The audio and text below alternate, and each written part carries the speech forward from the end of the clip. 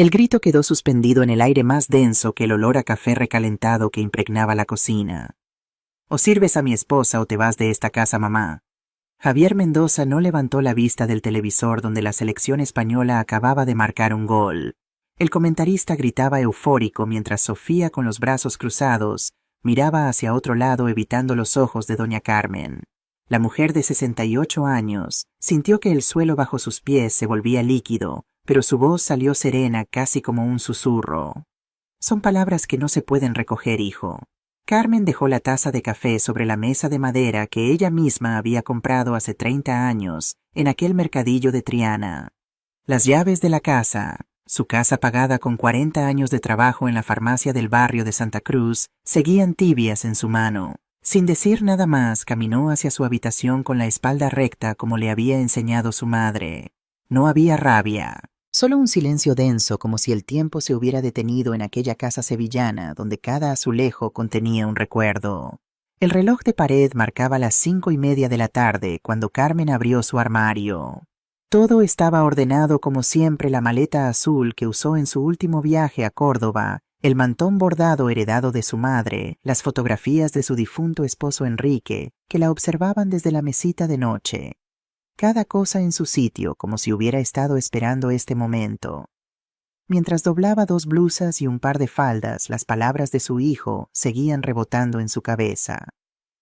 «¿Sirves a mi esposa o te vas?». Increíble cómo una frase podía borrar 35 años de entrega.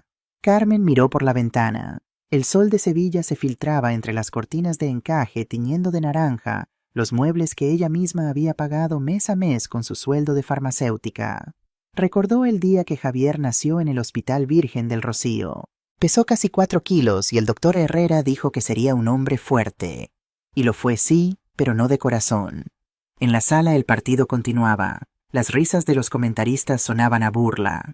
Carmen escuchó a Sofía murmurar algo, quizás un «ya era hora». No respondió. En cambio, abrió el cajón de la cómoda y sacó su libreta antigua, aquella donde anotaba cada gasto, cada euro que enviaba a su hijo cuando él recién se casó. La renta del piso en gran poder, el adelanto para el coche, las mensualidades de la hipoteca, todo estaba allí escrito con su letra pulcra de farmacéutica. «Hasta las gracias me quitó», pensó mientras cerraba la maleta. Respiró hondo y cruzó la puerta. No esperaba que Javier la detuviera. No lo hizo. El portón de hierro forjado chirrió al cerrarse tras ella. Afuera el aire olía a azahar y a pan recién horneado de la panadería Sánchez. La calle Mateos Gago estaba tranquila a esa hora, con solo algunos turistas fotografiando la Giralda a lo lejos. Carmen caminó hasta la esquina con su rosario apretado entre los dedos. «¿A dónde voy?», se preguntó, pero su cuerpo ya conocía la respuesta. La pensión El Giraldillo, cerca del mercado de Triana, donde su amiga Pilar Vega trabajaba de encargada. Allí encontraría una cama limpia y silencio, aunque fuera prestado. Mientras avanzaba por las calles empedradas, recordó las veces que se negó a escuchar los chismes, los vecinos advirtiéndole que Javier trataba mal a Sofía, que había deudas en el banco, que vendía piezas del taller mecánico donde trabajaba. «Mi hijo sabrá lo que hace», respondía siempre. Ahora entendía que a veces el amor ciega más que la fe. En la pensión El Giraldillo, Pilar abrió la puerta con una sonrisa triste. «¿Otra vez, Javier?», Carmen asintió. Esta vez fue la última. Le ofrecieron una habitación sencilla con una cama de hierro, un ventilador antiguo y un crucifijo colgado ligeramente torcido. Dejó la maleta sobre la silla de mimbre, se sentó en la cama y permitió que el cansancio le pesara en los huesos por primera vez en todo el día. Esa noche no cenó. Encendió una vela frente a la pequeña imagen de la Virgen Macarena que siempre llevaba consigo. En su libreta escribió: «Día 1. Salí de casa. No lloré. No miré atrás». El sonido lejano de los perros y las motocicletas la arrulló. Por primera vez en muchos años se durmió sin preocuparse si la televisión estaba demasiado alta o si Javier necesitaría dinero para la gasolina. Al amanecer bajó al patio de la pensión. El aroma a café con leche la envolvió como un abrazo. Pilar le sirvió una taza humeante junto a una tostada con aceite y tomate. «¿Qué vas a hacer ahora, Carmen?», sonrió con serenidad. «Empezar de nuevo, pero primero cerrar los grifos del dinero». El día apenas comenzaba, pero dentro de ella algo había cambiado. No era tristeza, sino claridad. A veces para recuperar la paz hay que soltar el techo que uno mismo construyó. Esa mañana Carmen caminó hacia el Banco Santander con la cabeza erguida. El sol sevillano le daba de frente cálido y firme como su nueva resolución. No sabía qué vendría después, pero sabía que no volvería a aceptar una vida donde el respeto se mendiga. El banco olía a aire acondicionado y perfume caro. Doña Carmen se sentó en la fila de los jubilados con su libreta en manos. Cada hoja era un pedazo de su historia, un registro silencioso de amor malentendido, los préstamos para Javier, los pagos del seguro, los depósitos fijos cada mes. Mientras esperaba su turno, observó los rostros cansados a su alrededor. Algunos leían el diario de Sevilla, otros miraban el reloj con resignación. A su lado un señor con bastón le sonrió. «Viene a cobrar su pensión. Vengo a cerrarle el grifo a mi hijo», respondió ella medio en broma, medio en verdad. El hombre soltó una risa corta. Carmen no. Ella sabía que ese paso significaba más que dinero. Era cortar el cordón que la había atado durante años. Cuando por fin la llamaron, se levantó despacio. «Buenos días, señora. ¿En qué puedo ayudarle? Quiero cancelar todas las transferencias automáticas hacia la cuenta de mi hijo, Javier Mendoza, y también dar de baja las tarjetas adicionales a su nombre». El joven cajero tecleó con rapidez. «¿Está segura aparecen como beneficiarios familiares?» «Justo por eso. No quiero seguir confundiendo la ayuda con la obligación». El clic del teclado sonó como una liberación. Con cada confirmación una carga menos sobre sus hombros. «Listo, señora. ¿Desea recibir un comprobante impreso?» «Sí, por favor. Y mándemelo también por correo. Quiero tener pruebas de todo». Guardó los papeles con la precisión de quien archiva su nueva independencia. Salió a la calle. El sol era intenso, pero ya no le pesaba. Caminó hasta la aseguradora Mapfre, donde mantenía una póliza familiar. En la recepción una mujer de voz amable la atendió. «¿Qué desea modificar?» «Quiero retirar a mi hijo y a su esposa como beneficiarios del seguro del automóvil. Ya no viven conmigo». La mujer levantó la vista sorprendida. «¿Está segura eso puede afectar la cobertura?» «Estoy más segura que nunca, hija». Mientras firmaba los formularios, recordó la primera vez que Javier le pidió ayuda con el coche. «Solo por 2 meses, mamá. Luego yo lo pago». 2 meses se convirtieron en 5 años, y ella sin darse cuenta había financiado su comodidad y su orgullo. Al salir respiró profundo. El aire olía a gasolina y a libertad. Esa misma tarde fue a las oficinas de Endesa. En la ventanilla pidió cambiar el número de cliente y separar su cuenta de la casa donde vivían Javier y Sofía. «No quiero que mis recibos se mezclen más con los de ellos», explicó. El empleado asentía con gesto mecánico, pero Carmen sentía que cada trámite era una pequeña victoria. Cuando regresó a la pensión, el sol ya se ocultaba detrás de las terrazas del barrio. En el patio Pilar barría las hojas secas de los naranjos. «¿Y cómo te fue?» «Bien, ya cerré todo. Me falta solo el seguro médico y las tarjetas de crédito, pero eso mañana». Cenaron juntas pan con jamón y café con leche. Carmen contó cada detalle, cómo la miraron los empleados, cómo sintió su voz temblar y luego afirmarse. «Y Javier lo sabe, Mo». «Todavía no, pero lo sabrá cuando el cajero le diga que su tarjeta ha sido rechazada». Rieron, pero en el fondo Carmen sentía una punzada. No de culpa, sino de nostalgia, porque amar a un hijo no desaparece aunque te duela. «Dios mío», pensó, «enséñame a querer sin volver a lastimarme». Antes de dormir abrió su libreta y escribió: «Día 2. Cancelé transferencias, seguros y tarjetas. Cada firma fue una despedida. Me duele, pero respiro mejor». A medianoche el móvil vibró. Un mensaje de Sofía. «Suegra, Javier está furioso. Dice que lo ha humillado. Puede venir a hablar con él». Carmen miró la pantalla unos segundos. Luego apagó el teléfono. Al amanecer, Carmen fue al mercado de Triana a comprar pan y flores para la Virgen. Los puestos estaban llenos de voces y olores: canela, aceitunas, pescado fresco, frutas. Saludó a todos con su sonrisa de siempre, pero por dentro sentía algo distinto: ligereza. De regreso en la pensión, llamó a su amigo en el banco, don Francisco Morales, que había sido compañero de su esposo. «Francisco, necesito que revises algo. Quiero saber si Javier ha intentado usar la casa para un préstamo». Del otro lado, un silencio breve. «Déjame revisar, Carmen. Te llamo en la tarde». «Pero, ¿por qué sospechas?» «Porque cuando uno corta el dinero salen los secretos». Esa frase la acompañó el resto del día.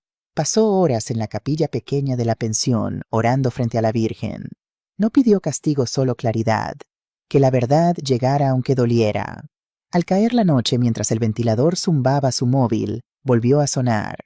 Un número desconocido. Dudó en contestar. Al tercer timbrazo, respondió. Doña Carmen, soy Francisco. Tenemos que hablar mañana en el Café Giralda junto al banco. Lo que descubrí no es bueno. El corazón se le apretó, pero su voz salió firme. Ahí estaré. Colgó y antes de apagar la luz escribió en su libreta: Día 3. Algo se esconde. Mañana sabré qué, pero ya no tengo miedo. Apagó la vela. En el silencio los grillos cantaban como si acompañaran su decisión. El Café Giralda olía a churros recién fritos y a conversación madrugadora. Las tazas tintineaban como campanitas en misa. Don Francisco ya la esperaba en la mesa del fondo con el diario de Sevilla, doblado en 4 y su sonrisa cansada. Tenía el cabello más cano que la última vez, pero los ojos seguían firmes, de esos que uno reconoce como puerto seguro en medio de la tormenta. Carmen, dijo poniéndose de pie. Gracias por venir tan temprano, Francisco. Si me llamaste así de urgente es que no podía esperar, respondió ella. Sentía el peso delicado de su libreta en el bolso, como si también ella quisiera escuchar. El camarero dejó 2 cafés con leche. Francisco revolvió el suyo con calma, como quien busca palabras en el fondo de la taza. Ayer revisé el sistema, empezó, y encontré solicitudes, no antiguas, recientes. Tu hijo intentó tramitar un préstamo con garantía de tu casa. Trajo papeles, digamos, muy presentables. Demasiado. El golpe fue seco por dentro. No un trueno, sino esa grieta en la porcelana que uno descubre al lavar su plato favorito. ¿Falsificados?, preguntó con la boca más seca que una miga de pan duro. Eso pensamos. El título de propiedad que presentó no corresponde con lo que está en el registro de la propiedad. Nuestra área legal lo detectó y rechazó la operación. Francisco la miró directamente. Carmen, esto no fue un malentendido. Fue una intención clara. La cucharilla resbaló de sus dedos y golpeó el platillo con un tintineo que le atravesó el pecho. Miró por la ventana. El sol se estaba colando entre las sombras de los toldos, encendiendo el polvo que flotaba en el aire. Pensó en la cuna de Javier, en sus primeros pasos por el pasillo de baldosas hidráulicas, en su risa cuando aprendió a montar bicicleta. ¿Dónde se tuerce el hilo de un hijo? Gracias por decírmelo, Francisco. La voz le salió distinta, más grave. Necesito confirmar todo en la notaría. Ve con el notario Ortega. Es recto como una vara de olivo. Te dirá lo que hay sin adornos. Asintió. Pagaron, y al salir la ciudad sonaba a bocinas impacientes y a pájaros. A ella le zumbaba otra cosa, la palabra premeditado. La notaría del licenciado Ortega olía a madera encerada y a tinta. En el recibidor una secretaria con gafas le pidió su DNI y el número de expediente. Carmen llevaba todo en una carpeta verde con separadores y notas. Había aprendido de Enrique, su difunto marido, que la vida se organiza mejor cuando los papeles también lo están. Espere un momentito, señora, dijo la joven llevándose sus documentos. El notario la recibió en un despacho donde un ventilador de techo cortaba el aire denso en rebanadas finas. Tenía manos grandes de quien ha cargado cajas, además de sellar papeles. ¿En qué puedo ayudarle, doña Carmen? Quiero verificar la titularidad de mi casa y saber si alguien ha intentado mover algo sin mi permiso. El licenciado Ortega abrió su ordenador con un suspiro que no supo si era de rutina o de pena. Tecleó, buscó, comparó. La propietaria es usted sin cargas vigentes. Hizo un gesto a su asistente que entró con una carpeta. Lo otro, sí hubo un intento de presentar un título actualizado. No pasó del registro. No coincidía el sello con la serie de ese año. Quien sea que lo preparó sabía lo que hacía, pero no lo suficiente. Carmen sintió una punzada de orgullo triste por la pureza de los sistemas cuando funcionan, y sintió rabia. Una rabia fría nueva en ella que no quemaba, sino que iluminaba. Gracias, licenciado. Ahora necesito orientación, no para denunciar todavía, sino para protegerme. ¿Qué pasos me recomienda? Primero, levantar un acta de hechos en la comisaría por si la situación escala. Segundo, notificar legalmente a los ocupantes de su domicilio un aviso de desocupación si han violado acuerdos de convivencia. Y tercero, resguardar su documentación original en una caja de seguridad. ¿Tiene dónde ir mientras tanto? Sí, estoy en una pensión. Apretó la carpeta. ¿Y la documentación? Esto es copia. Los originales están conmigo. Muy bien. No deje sola su casa en estos días. Bajó la voz. Y tenga paciencia. Las verdades resbalosas terminan por caerse solas, pero hacen ruido. Le agradeció con ese apretón de manos que uno guarda para los médicos que no mienten y los abogados que no negocian con la conciencia. Afuera el sol del mediodía la golpeó como una mano caliente. Caminó despacio. Cada paso era una frase silenciosa. No más. Hasta aquí. Basta. En la comisaría de la Alameda de Hércules, el oficial Diego Fernández la recibió con la cortesía sobria de quien escucha más que habla. Un hombre de tez olivácea y bigote fino con ojos que parecían medir la temperatura de las palabras. «Quiero asentar un acta de hechos», le dijo, «y dejar constancia de que salí de mi casa por un ultimátum de mi hijo. También quiero informar que hubo un intento de usar mi propiedad como garantía sin mi permiso». ¿Hubo agresión física? No. Hubo una frase que no admite regreso. A veces eso pesa más que un empujón. El oficial le indicó una silla. «Tome su tiempo, doña». Carmen relató lo necesario. No añadió adornos. La verdad desnuda ya tenía suficiente filo. El oficial asentía, hacía preguntas cortas, escribía con letra bonita. «Le recomiendo que presente un aviso de desocupación si así lo decide. Nosotros podemos acompañarla cuando notifique. No está sola, doña Carmen. Usted no está sola». 4 palabras como una sombra buena bajo el sol. Salió y compró un zumo de naranja en el carrito de la esquina. El ácido le despertó las ganas de llorar, pero las contuvo. No por orgullo, sino porque quería que el llanto llegara solo cuando tuviera destino, o en la iglesia, o en la almohada. No en la acera pública. A las 4 de la tarde el móvil vibró. Una llamada perdida, luego otra y otra. En 10 minutos 5. El número de Javier, el de Sofía, y uno desconocido. Apagó el sonido. No era el momento de escuchar reproches vestidos de urgencia. Regresó a la pensión. Pilar estaba regando las macetas de geranios. «¿Cómo te fue, Carmen?» «Encontré lo que temía, pero también encontré gente recta. Eso vale oro». Pilar le pasó una jarra de agua fresca. «Tú toma que la verdad deshidrata». Rieron un poco. El humor, aunque mínimo, es esa galleta de anís que la vida te ofrece cuando te quedaste sin pan. Subió a su habitación, sacó la libreta, escribió con pulso más firme. Día 3. Intento de préstamo con papeles falsos. La casa sigue a mi nombre. Acta de hechos levantada. Próximo paso, aviso de desocupación. Llamadas perdidas 5. El ventilador giraba como un reloj lento. A las 6 sonaron más notificaciones. 12 llamadas. Un mensaje de voz de Javier que comenzó a escuchar y detuvo. No quería su versión aún. Luego vibró otra vez. Un audio de Sofía. Dudó. Abrió el archivo. Su voz salió entrecortada como quien corre y habla a la vez. «Suegra, yo no sabía, se lo juro. Javier me dijo que el banco era un trámite. Yo necesito hablar con usted a solas. Hay algo que no cuadra. Por favor». El por favor se quedó colgando como una prenda húmeda que tarda en secarse. No respondió de inmediato. Cerró los ojos. Escuchó los ecos del día, la voz de Francisco, el sello del notario, la pluma del oficial, el zumbido de su propia dignidad recién despierta. La noche cayó con olor a tortilla de patatas y a radios viejos. En el patio alguien tarareaba una sevillana. Se asomó a la ventana. Las luces del barrio tiritaban como velas en procesión. Sintió el impulso de llamar a Sofía, de ofrecerle una esquina de verdad, una silla donde sentarse, pero prefirió dejar que el silencio hiciera su trabajo. Las prisas son malas secretarias de la claridad. Se acostó con el rosario entre los dedos. Le pidió a la Virgen solo una cosa: que la verdad llegara completa, sin medias tintas, y que cuando llegara ella, tuviera la cara limpia para mirarla de frente. El móvil volvió a vibrar sobre la mesita, otra llamada. La sexta era de Sofía, y en su insistencia había algo que no era teatro. Algo no cuadraba. Cerró los ojos y se prometió una cosa: mañana comenzaría a armar su defensa. No por venganza, sino por justicia.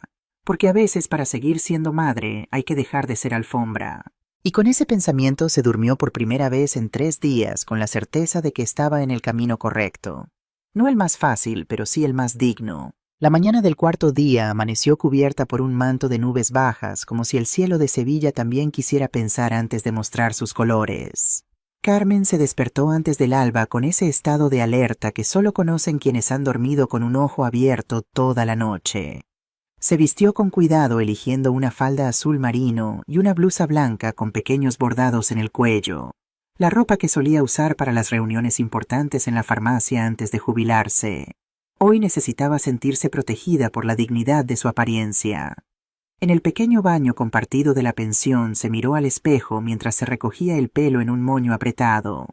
Las arrugas alrededor de sus ojos contaban historias de risas y lágrimas, las de la frente de preocupaciones acumuladas a lo largo de décadas.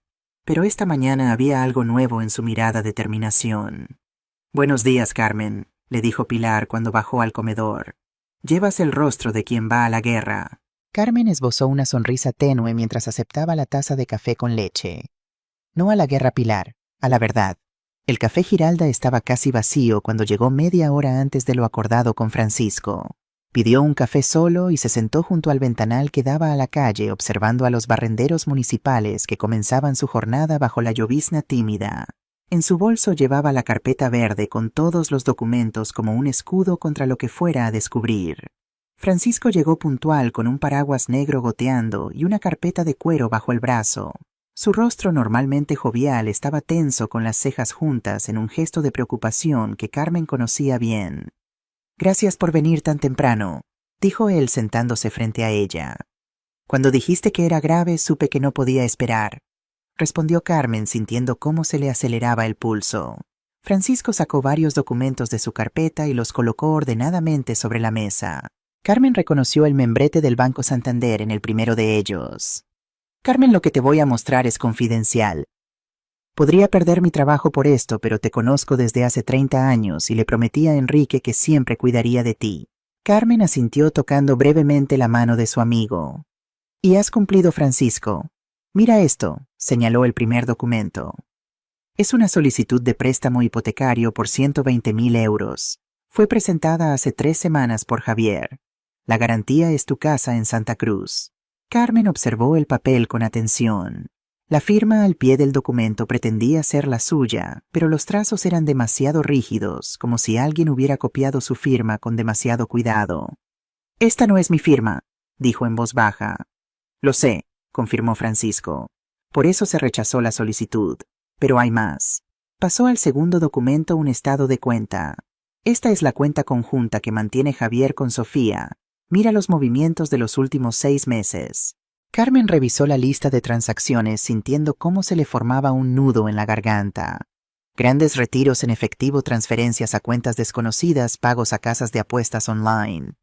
«¿Casas de apuestas?», murmuró sintiendo como si le hubieran dado un puñetazo en el estómago. «Tiene un problema, Carmen, un problema grave. Los montos han ido aumentando.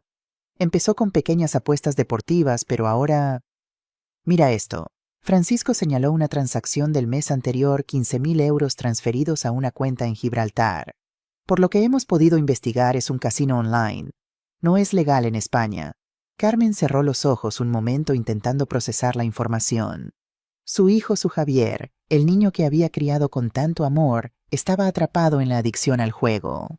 De repente muchas cosas empezaban a tener sentido. Las salidas nocturnas, la irritabilidad, las constantes peticiones de dinero bajo pretextos cada vez más elaborados. «¿Crees que Sofía lo sabe?», preguntó. Francisco se encogió de hombros. «Es difícil saberlo, pero fíjate en esto». Le mostró otro documento, una copia de un correo electrónico enviado desde la cuenta de Javier a una dirección desconocida. «Te envío los documentos modificados de la casa de mi madre. Ella no sabe nada y no tiene por qué enterarse. Con esto podemos acceder a un préstamo que solucionará todo. Necesito ese dinero para saldar la deuda con M. Me ha dado un ultimátum y sabes que no es alguien con quien se pueda jugar». Carmen sintió que le faltaba el aire. «¿Quién es M?». «No lo sabemos con certeza», respondió Francisco con cautela, «pero por el patrón de pagos y algunas investigaciones internas sospechamos que puede ser un prestamista ilegal, alguien que le ha estado proporcionando dinero a tasas usureras». Las piezas encajaban como un rompecabezas macabro. Las deudas de juego habrían llevado a Javier a prestamistas, y cuando la situación se volvió insostenible, intentó usar la casa de su madre como salvavidas. «Francisco», dijo Carmen con voz temblorosa pero decidida, «¿cuánto crees que debe El banquero respiró hondo antes de responder. Por lo que podemos ver en sus movimientos bancarios, y estimando lo que podría haber pedido prestado, probablemente cerca de 200.000 euros. La cifra cayó como una losa. 200.000 euros. Más del valor de su pensión de 10 años. Más de lo que podría ayudar incluso si quisiera. Hay algo más que debes saber, añadió Francisco con expresión grave. Esta no fue la primera vez que intentó usar tu casa como aval. Encontramos otro intento hace 2 meses con otro banco. También fue rechazado por irregularidades en la documentación. Carmen apretó su libreta contra el pecho como buscando apoyo. ¿Qué me recomiendas hacer, Francisco? Legalmente tienes varias opciones. Puedes denunciarlo por falsificación de documentos y estafa en grado de tentativa. Puedes emitir una carta formal revocando cualquier poder que le hayas otorgado en el pasado. Y definitivamente deberías poner tu casa a salvo, quizás cambiando la titularidad a un régimen especial de protección. ¿Y si no hago nada? Francisco la miró directamente a los ojos. Si no haces nada, lo intentará de nuevo. Y la próxima vez podría tener éxito. Estos prestamistas no juegan, Carmen. Si Javier no paga, irán tras cualquier activo que puedan encontrar legalmente o no.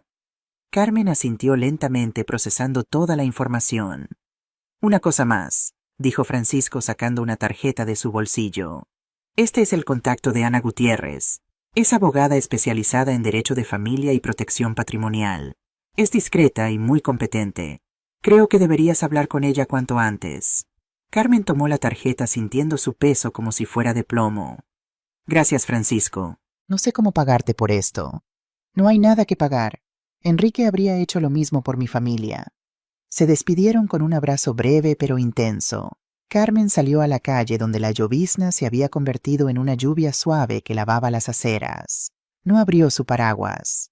Dejó que el agua le mojara el rostro mezclándose con las lágrimas silenciosas que por fin se permitió derramar.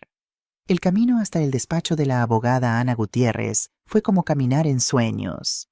Las calles de Sevilla, tan familiares para ella, parecían ahora un laberinto extraño. En su mente repasaba una y otra vez las cifras, las mentiras, los intentos de robarle lo único seguro que tenía su techo. El despacho de Ana Gutiérrez estaba ubicado en un edificio antiguo cerca de la Plaza Nueva, con un pequeño ascensor de rejilla que crujía al subir. La abogada resultó ser una mujer de unos 50 años con gafas de montura roja y una expresión que combinaba eficiencia y calidez. Francisco me llamó para avisarme que vendría, dijo después de las presentaciones. Lamento mucho su situación, doña Carmen. Durante la hora siguiente, Carmen le narró toda la historia desde el ultimátum hasta el descubrimiento de las deudas de juego. Ana tomó notas detalladas, interrumpiendo ocasionalmente para hacer preguntas precisas. Basándome en lo que me cuenta, tenemos que actuar en varios frentes, dijo finalmente la abogada. Primero, proteger su patrimonio. Segundo, establecer límites legales claros. Y tercero, decidir si quiere proceder con alguna acción legal contra su hijo. Carmen sintió un escalofrío al escuchar la última parte. No quiero que Javier vaya a la cárcel, dijo con voz quebrada. Es mi hijo a pesar de todo. Ana asintió comprensivamente. Lo entiendo perfectamente. Muchas madres en su situación sienten lo mismo, pero debe entender que sin consecuencias este tipo de comportamiento rara vez cambia. A veces el amor más grande que puede mostrarle a un hijo es permitir que enfrente las consecuencias de sus actos. Las palabras resonaron en Carmen como una campana lejana. No era eso lo que siempre le había faltado a Javier. Consecuencias desde pequeño, ella y Enrique siempre habían limpiado sus desastres, pagado sus deudas, excusado sus errores. ¿Qué me recomienda como primer paso?, preguntó Carmen, sintiendo una nueva resolución formándose en su interior. Primero cambiaremos la titularidad de su casa a un régimen de protección especial. Es un procedimiento relativamente simple que la blindará contra cualquier intento futuro de usarla como aval. Segundo, redactaremos una carta formal revocando cualquier poder o autorización que le haya otorgado a Javier en el pasado. Y tercero, presentaremos una denuncia formal por falsificación, pero la dejaremos en suspenso. ¿En suspenso? Sí. La presentaremos ante el juzgado, pero pediremos que no se tramite inmediatamente. Será nuestra carta bajo la manga. Si Javier insiste en su comportamiento, podremos activarla en cualquier momento. Carmen asintió sintiendo que la abogada había encontrado el equilibrio perfecto entre protegerse y no destruir completamente a su hijo. Hay algo más, añadió Ana. Dada la naturaleza del problema de Javier, debería considerar contactar con una asociación de ayuda para ludópatas. La adicción al juego es una enfermedad, doña Carmen. Su hijo necesita ayuda profesional. Antes de marcharse, Carmen firmó los documentos necesarios para iniciar los trámites de protección de su vivienda y acordó volver al día siguiente para revisar el resto de documentos legales. Un último consejo, dijo Ana mientras la acompañaba a la puerta. A partir de ahora documente todo, cada llamada, cada mensaje, cada encuentro, y sobre todo mantenga la calma. Las personas con adicciones pueden volverse muy manipuladoras cuando sienten que pierden el control. Carmen salió a la calle sintiéndose simultáneamente exhausta y fortalecida. La lluvia había cesado dejando el aire limpio y fresco. Consultó su reloj apenas pasaba del mediodía, pero sentía como si hubieran transcurrido días enteros. Decidió caminar hasta la catedral, necesitaba el consuelo de un espacio sagrado. En el camino su teléfono sonó insistentemente. Miró la pantalla Sofía. Tras un momento de duda, decidió contestar. Dime, Sofía. Carmen, gracias a Dios que contesta. Necesito verla urgentemente. Es sobre Javier. Las cosas se están complicando mucho. Había genuino miedo en su voz. ¿Estás en casa ahora?, preguntó Carmen. No, respondió Sofía en voz baja. Estoy en casa de mi hermana. Me fui anoche después de una discusión con Javier. Encontré algo, suegra, algo muy grave. Carmen cerró los ojos un momento. Cada nueva conversación parecía confirmar que la situación era peor de lo que imaginaba. Nos vemos en una hora en el Café de la Campana. ¿Conoces el lugar? Sí, lo conozco. Ten cuidado, Sofía, y no le digas a nadie dónde estaremos. A ver, en menos de 2 días todo el barrio de Santa Cruz parecía tener una versión distinta de lo que había pasado entre Javier Mendoza y su madre. Dicen que la señora está enferma de Alzheimer y que el hijo no puede hacerse cargo, comentaba doña Remedios en la panadería. ¿Qué va? Lo que pasa es que la viuda vendió la casa sin decirle al hijo y ahora lo ha dejado en la calle, contradecía don Manuel en la barbería. Yo he oído que hay drogas de por medio, susurraba la kiosquera a sus clientas habituales. El chico siempre tuvo mala pinta. Carmen escuchaba los murmullos cada vez que iba al mercado o entraba en alguna tienda del barrio. Las comadres bajaban la voz, pero no lo suficiente. Cada rumor era como un clavo nuevo en la cruz que le habían colgado sin permiso. En el Café de la Campana, Sofía llegó con 10 minutos de retraso, visiblemente nerviosa.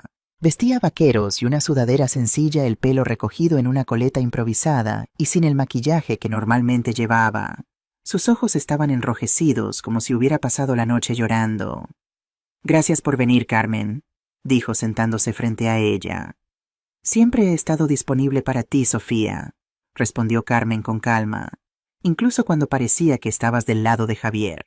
Sofía bajó la mirada avergonzada. No sabía... Juro que no sabía hasta dónde habían llegado las cosas. ¿Qué encontraste? Sofía miró alrededor asegurándose de que nadie las escuchaba y sacó de su bolso una carpeta ajada. Esto estaba escondido en el taller, en la parte de atrás donde Javier guarda sus cosas personales. Lo encontré cuando buscaba un papel para Hacienda.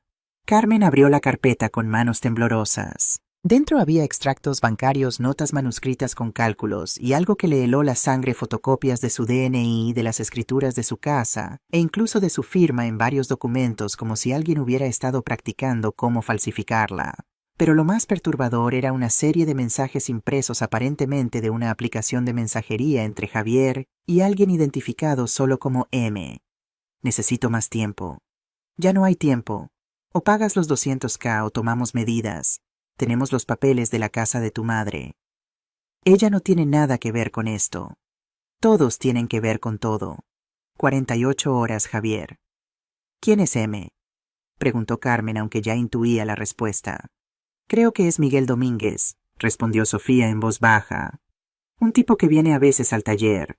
Siempre con traje, siempre sonriendo, pero da miedo. Javier siempre está nervioso cuando aparece.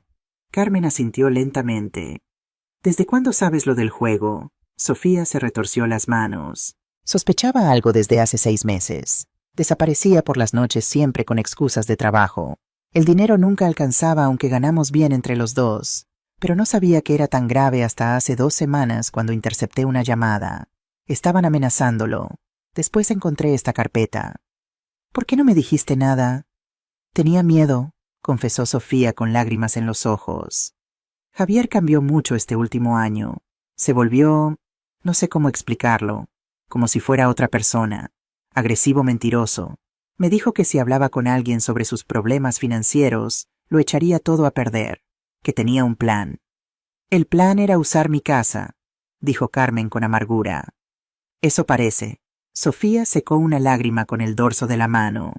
No lo justifico, Carmen. Lo que hizo es imperdonable, pero creo que está enfermo. Necesita ayuda. Carmen observó a su nuera con nuevos ojos. La joven superficial y distante que había conocido se había transformado en una mujer asustada pero valiente, dispuesta a enfrentarse a la verdad por dura que fuera. ¿Dónde está Javier ahora? No lo sé con certeza. Ayer, después de nuestra pelea, dijo que iba al taller a terminar un trabajo urgente, pero llamé esta mañana y me dijeron que no ha ido en 2 días. Su jefe está furioso. Carmen sintió un escalofrío. Si Javier había desaparecido y estaba bajo presión de prestamistas, la situación podría ser aún más peligrosa de lo que pensaba. Sofía, escúchame bien. Ya he tomado medidas para proteger la casa. He contratado una abogada y estamos blindando legalmente todo, pero ahora me preocupa la seguridad, tanto la tuya como la de Javier. ¿Cree que podría hacer algo desesperado? Carmen pensó en su hijo, en el niño sensible que se convertía en un torbellino de rabia cuando las cosas no salían como esperaba. No lo sé, pero no podemos descartarlo. Le explicó a Sofía los pasos legales que estaba dando y le sugirió que permaneciera en casa de su hermana unos días más. Voy a hablar con el oficial Fernández, añadió Carmen. Con esta nueva información creo que es importante que la policía esté al tanto de la situación. ¿Va a denunciarlo?, preguntó Sofía alarmada. No exactamente, pero necesitamos que haya un registro oficial por si acaso. Y también quiero que un agente nos acompañe cuando vayamos a la casa a recoger tus cosas y mis documentos importantes. Acordaron reunirse al día siguiente para ir juntas a la comisaría. Mientras se despedían, Sofía abrazó a Carmen con fuerza. Lo siento tanto. Debí haber hablado antes. El miedo nos paraliza a todos alguna vez, respondió Carmen devolviendo el abrazo. Lo importante es que ahora estamos juntas en esto. Esa tarde Carmen regresó a la pensión para encontrarse con una visita inesperada. El padre Ignacio de la parroquia de Santa María la Blanca la esperaba en el pequeño vestíbulo. Padre, qué sorpresa, dijo Carmen. El sacerdote se levantó para saludarla. Era un hombre de unos 60 años, con el pelo entrecano y una expresión habitualmente serena que hoy se veía preocupada. Carmen, perdona la intromisión. Pilar me dijo que estabas quedándote aquí y me tomé la libertad de venir a verte. He oído cosas. Carmen sonrió tristemente. Imagino que todo el barrio está hablando. Por desgracia, sí. Javier ha estado diciendo a quien quiera escuchar lo que estás mentalmente inestable, que la edad te está afectando el juicio y que por eso abandonaste la casa. Incluso sugirió que estabas gastando dinero compulsivamente y poniendo en riesgo el patrimonio familiar. Carmen sintió que la sangre le hervía en las venas, pero mantuvo la compostura. ¿Y la gente le cree? Algunos sí, otros no tanto. Los que te conocen bien saben que eres una mujer sensata y responsable, pero Javier puede ser muy convincente cuando se lo propone. Se sentaron en un rincón tranquilo del patio donde los naranjos proyectaban una sombra fresca. Carmen le contó al padre Ignacio todo lo que había descubierto, desde los intentos de fraude hasta las deudas de juego y las amenazas de los prestamistas. Dios mío, murmuró el sacerdote cuando terminó de escuchar. Es mucho peor de lo que imaginaba. Lo que más me duele no es el dinero ni siquiera la traición, confesó Carmen. Es que mi propio hijo intenta destruir mi reputación para salvarse. 40 años cuidándolo y ahora me retrata como una anciana senil. El padre Ignacio tomó sus manos entre las suyas. El perdón no se da antes de poner límites, Carmen. Primero el respeto, luego el perdón. Esas palabras me las dijo mi madre, sonrió Carmen con nostalgia. Era una mujer sabia entonces. ¿Qué piensas hacer ahora? Proteger lo que es mío. No por egoísmo, sino por principio. Y también quiero ayudar a Javier si él me lo permite. La adicción al juego es una enfermedad, pero tendrá que ser en mis términos, no en los suyos. Si necesitas cualquier cosa, cuenta conmigo, ofreció el sacerdote. También puedo hablar con algunos feligreses para aclarar los rumores. Carmen negó con la cabeza. Agradezco el ofrecimiento, padre, pero prefiero que la verdad se abra camino por sí sola. Las mentiras tienen prisa, pero la verdad sabe esperar. Esa noche, mientras Carmen se preparaba para dormir, su teléfono sonó nuevamente. Era un número desconocido. Diga, respondió con cautela. Doña Carmen Suárez, preguntó una voz masculina que no reconoció. Sí, soy yo. ¿Quién habla? Mi nombre es Miguel Domínguez. No nos conocemos personalmente, pero tenemos un conocido en común, su hijo Javier. Carmen sintió que se le helaba la sangre. Era M. ¿Qué quiere de mí? Una conversación civilizada nada más. Su hijo tiene ciertas obligaciones pendientes conmigo. Me dio a entender que usted estaría dispuesta a ayudarlo. Sin embargo, parece que ha habido un malentendido con ciertos documentos bancarios. El tono era educado, casi amable, pero Carmen percibió la amenaza implícita. No hay ningún malentendido, señor Domínguez. Mi hijo intentó utilizar mi casa como aval sin mi consentimiento. Eso se llama fraude. Hubo un breve silencio al otro lado de la línea. Veo que es usted una mujer directa. Lo respeto. Permítame ser igualmente directo, su hijo debe 200.000 euros. Si no paga en los próximos 3 días, tomaré medidas para recuperar mi dinero. Medidas que le aseguro no serán agradables para nadie. ¿Está amenazándome? En absoluto. Solo expongo hechos. Su hijo pensó que la solución era usar su casa. Ya que esa opción no está disponible, quizás usted tenga otra sugerencia. Ahorros, joyas de familia. ¿Un acuerdo de pago? Carmen respiró hondo antes de responder. Lo que tengo es el número de teléfono del oficial Diego Fernández de la Policía Nacional, que ya está al tanto de esta situación. También tengo una abogada que ha presentado una denuncia por falsificación documental. Y tengo su nombre, señor Domínguez, que ahora mismo estoy agregando a esa denuncia por extorsión y amenazas. Esta vez el silencio fue más largo. Es una lástima que lo vea así, doña Carmen. Creía que podríamos llegar a un acuerdo amistoso. No hay nada amistoso en lo que usted hace. Y ahora, si me disculpa, voy a colgar y a llamar inmediatamente a la policía. Sin esperar respuesta, Carmen terminó la llamada con manos temblorosas. Inmediatamente llamó al número que le había dado el oficial Fernández. Oficial, soy Carmen Suárez. Acabo de recibir una llamada amenazante de un tal Miguel Domínguez. Es el prestamista al que mi hijo debe dinero. Mientras relataba la conversación, Carmen sintió una extraña calma apoderarse de ella. Por primera vez en toda esta crisis había enfrentado directamente a la amenaza. No había huido, no había cedido, había plantado cara. Esa noche antes de dormir escribió en su libreta, Día 4. Hablé con el enemigo cara a cara. No cedí, no me doblegué. El miedo sigue ahí, pero ya no me gobierna. La mañana del 5.º día amaneció despejada con ese azul intenso que solo el cielo de Sevilla sabe mostrar. Carmen se había citado con Ana Gutiérrez en el Banco Santander para firmar los documentos de protección patrimonial. La abogada la esperaba en la entrada impecable con su traje sastre y su maletín de cuero. —¿Listeni? —preguntó Ana con una sonrisa alentadora. —Como nunca —respondió Carmen ajustándose el pañuelo de seda que había decidido ponerse hoy, un regalo de Enrique en su último aniversario. Dentro, Francisco las recibió personalmente y las condujo a una sala privada, donde ya les esperaba un notario, don Joaquín Vega, con los documentos preparados. Mientras revisaban las cláusulas del nuevo régimen de propiedad, Carmen sintió una paz interior que no había experimentado en días. Estaba tomando el control, protegiendo lo que era suyo, poniendo límites claros. Este documento, explicaba el notario, establece que la propiedad queda blindada contra cualquier tipo de carga o embargo que no sea expresamente autorizado por usted mediante firma presencial ante notario. Además, incluye una cláusula específica que impide su uso como aval sin un procedimiento especial de verificación. Carmen asintió escuchando atentamente cada palabra. Y esto la protegerá incluso si alguien falsifica mi firma. Precisamente por eso incluimos el requisito de comparecencia personal ante notario, respondió don Joaquín. Ningún banco aceptará la propiedad como garantía sin verificar físicamente su identidad. Justo cuando Carmen se disponía a firmar, la puerta de la sala se abrió bruscamente. Javier entró como una tormenta con el rostro enrojecido y los ojos inyectados en sangre. Llevaba la misma ropa del día anterior y un aire de desesperación que Carmen nunca había visto en él. «Mamá, ¿qué estás haciendo? gritó mirando los documentos sobre la mesa. Francisco se interpuso rápidamente. Javier, no puedes entrar así. Esta es una reunión privada. Es mi madre. Tengo derecho a estar con ella. Su voz sonaba ronca como si hubiera estado gritando durante horas. Mamá, no firmes nada. Estas personas te están manipulando. Carmen se levantó lentamente, sintiendo una calma sorprendente frente a la furia de su hijo.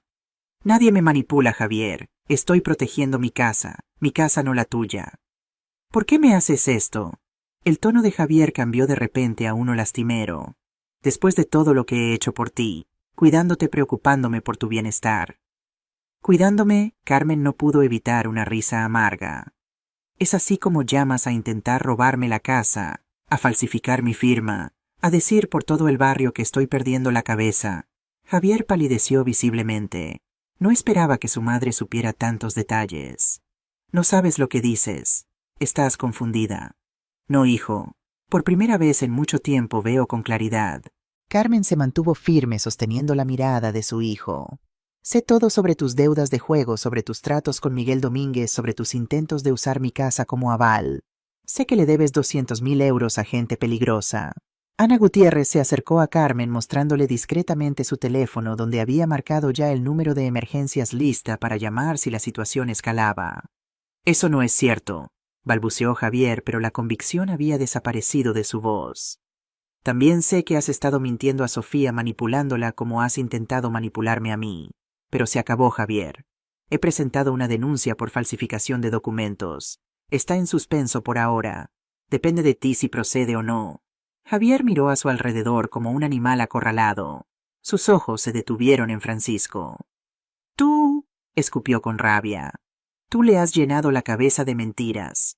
Siempre quisiste quedarte con mi madre desde que murió mi padre. Francisco sacudió la cabeza con tristeza. No proyectes tus intenciones en los demás, Javier. Yo solo he mostrado a tu madre los documentos que tú mismo falsificaste. La puerta se abrió nuevamente y apareció Sofía. Venía acompañada por el oficial Fernández, ambos con expresión grave. Sofía, Javier parecía genuinamente sorprendido de verla allí. ¿Qué haces tú aquí? ¿Y con la policía? Vine a apoyar a tu madre, respondió Sofía con voz firme, y a enfrentarte con la verdad, Javier. Encontré tu carpeta con todos los documentos falsos, con las amenazas de tus acreedores, con tus planes para usar la casa de Carmen. Javier se dejó caer en una silla, toda su energía súbitamente drenada. No lo entiendes, ninguno lo entiende. Estoy en un agujero tan profundo. Me van a matar si no pago. Hay maneras de salir, hijo, dijo Carmen, suavizando ligeramente su tono. Pero no a costa de mi casa, no con mentiras, no destruyendo la familia. ¿Y qué sugieres? ¿Que me entregue a la policía? ¿Que vaya a la cárcel? El oficial Fernández dio un paso adelante. Señor Mendoza, en este momento no hay cargos formales contra usted. Sin embargo, tenemos constancia de una denuncia en suspenso por falsificación documental, y ahora hay evidencia de posibles vínculos con prestamistas ilegales y casas de apuestas no reguladas. ¿Me está deteniendo?, preguntó Javier desafiante a pesar de su evidente agotamiento. No por ahora, pero le sugiero que colabore voluntariamente. Personas como Miguel Domínguez están en nuestro radar desde hace tiempo. Su cooperación podría ser valorada favorablemente. Carmen observaba el intercambio, sintiendo cómo su corazón se debatía entre la compasión maternal y la necesidad de justicia. Finalmente se acercó a su hijo y se sentó frente a él. Javier, mírame. Esperó hasta que su hijo levantó los ojos inyectados en sangre y llenos de vergüenza. Te quiero. Eres mi hijo y siempre lo serás. Pero lo que has hecho es grave. Has traicionado mi confianza, has puesto en riesgo nuestro hogar, has mentido a todos. Lo sé, mamá, murmuró Javier, y por primera vez Carmen vio al niño vulnerable que una vez fue. Lo siento tanto. No sé cómo llegué a este punto. Hay un camino de salida, continuó Carmen. Pero es un camino difícil, y debes recorrerlo tú mismo. Con apoyo sí, pero con tus propios pies. ¿Qué propones? Primero, cooperar con la policía para desmantelar la red de Domínguez. Segundo, buscar ayuda profesional para tu adicción al juego. Hay grupos de apoyo terapeutas. Y tercero, asumir la responsabilidad. Reparar el daño que has causado no solo económico, sino emocional. Javier guardó silencio largo rato procesando las palabras de su madre. Finalmente asintió casi imperceptiblemente. ¿Me acompañarás?, preguntó con voz quebrada. En el camino sí, pero no puedo caminar por ti. El oficial Fernández se acercó. Señor Mendoza, si está dispuesto a colaborar, podemos comenzar ahora mismo con una declaración voluntaria en comisaría. Le garantizo que su cooperación será tenida en cuenta. Javier miró a su madre, a su esposa, al oficial, y finalmente asintió. De acuerdo, iré con ustedes. Mientras Javier se marchaba acompañado por el oficial, Sofía se acercó a Carmen y la abrazó. ¿Hicimos lo correcto?, preguntó con lágrimas en los ojos. El tiempo lo dirá, respondió Carmen. Pero sí creo que hicimos lo correcto. A veces el amor más grande no es dar sino establecer límites. Ana Gutiérrez carraspeó discretamente señalando los documentos sobre la mesa. Continuamos, doña Carmen. Carmen asintió y tomó la pluma que le ofrecía el notario. Con mano firme firmó los documentos que protegerían su hogar. Cada trazo era un acto de amor propio, una declaración de dignidad recuperada. Los días siguientes fueron un torbellino de actividad y emociones. La declaración voluntaria de Javier desencadenó una operación policial contra la red de préstamos ilegales y casas de apuestas clandestinas dirigida por Miguel Domínguez. Los periódicos locales hablaban del desmantelamiento de una importante organización criminal dedicada a la usura y el juego ilegal en Sevilla. El nombre de Javier aparecía mencionado solo como un colaborador clave que aportó información crucial, pero para quienes conocían la historia era evidente su implicación. Carmen se enteró por el oficial Fernández que Javier había sido detenido formalmente, pero bajo cargos menores, comparados con los que podría haber enfrentado. Su cooperación y la intervención de Ana Gutiérrez habían logrado que se le concediera la libertad provisional a la espera de juicio. ¿Qué pasará con él ahora?, preguntó Carmen cuando el oficial la visitó en la pensión para informarle de los avances. Enfrentará un juicio, eso es inevitable.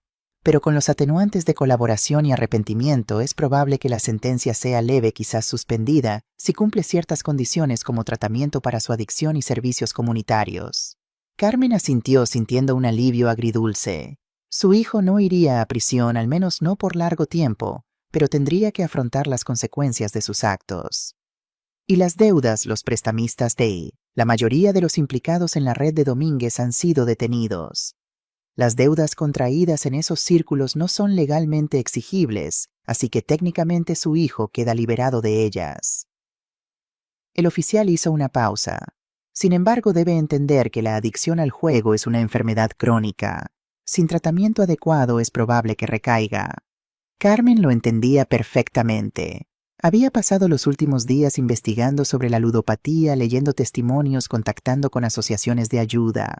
Estaba decidida a apoyar a Javier en su recuperación, pero esta vez con conocimiento y límites claros.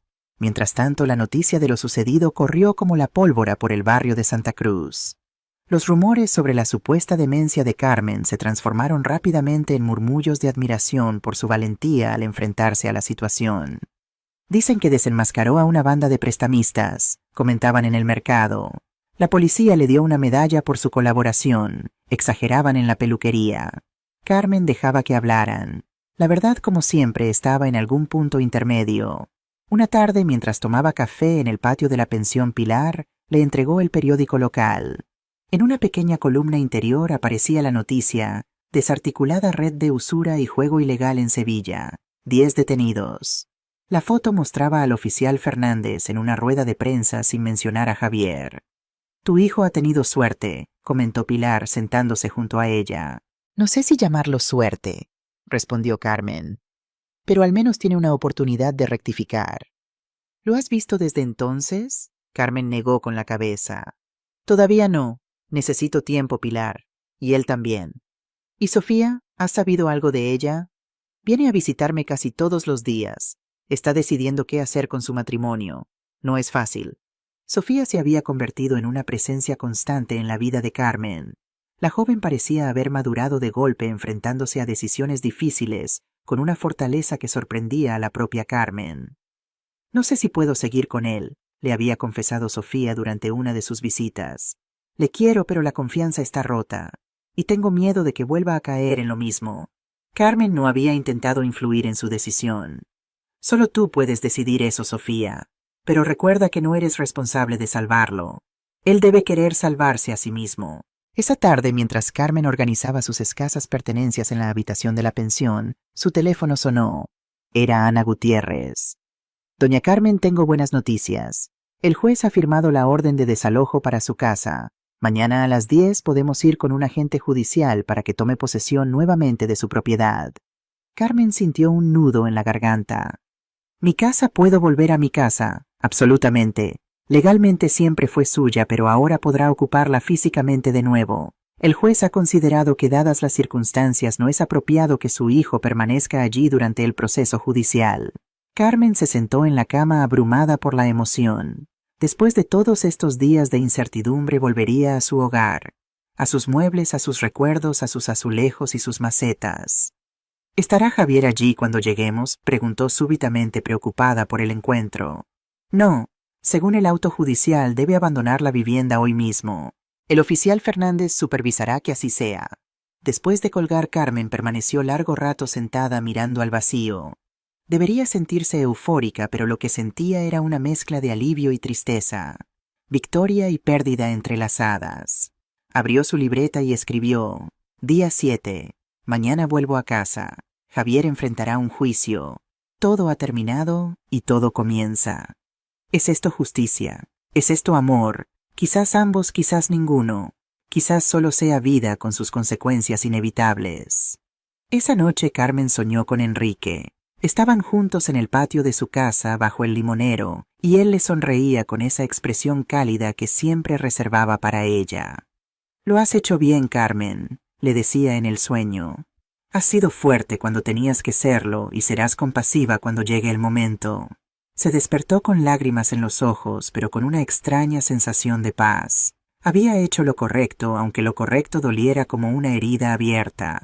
El día amaneció radiante, como si Sevilla quisiera celebrar con ella su regreso a casa. Ana Gutiérrez la recogió puntualmente, acompañada por un agente judicial y el oficial Fernández.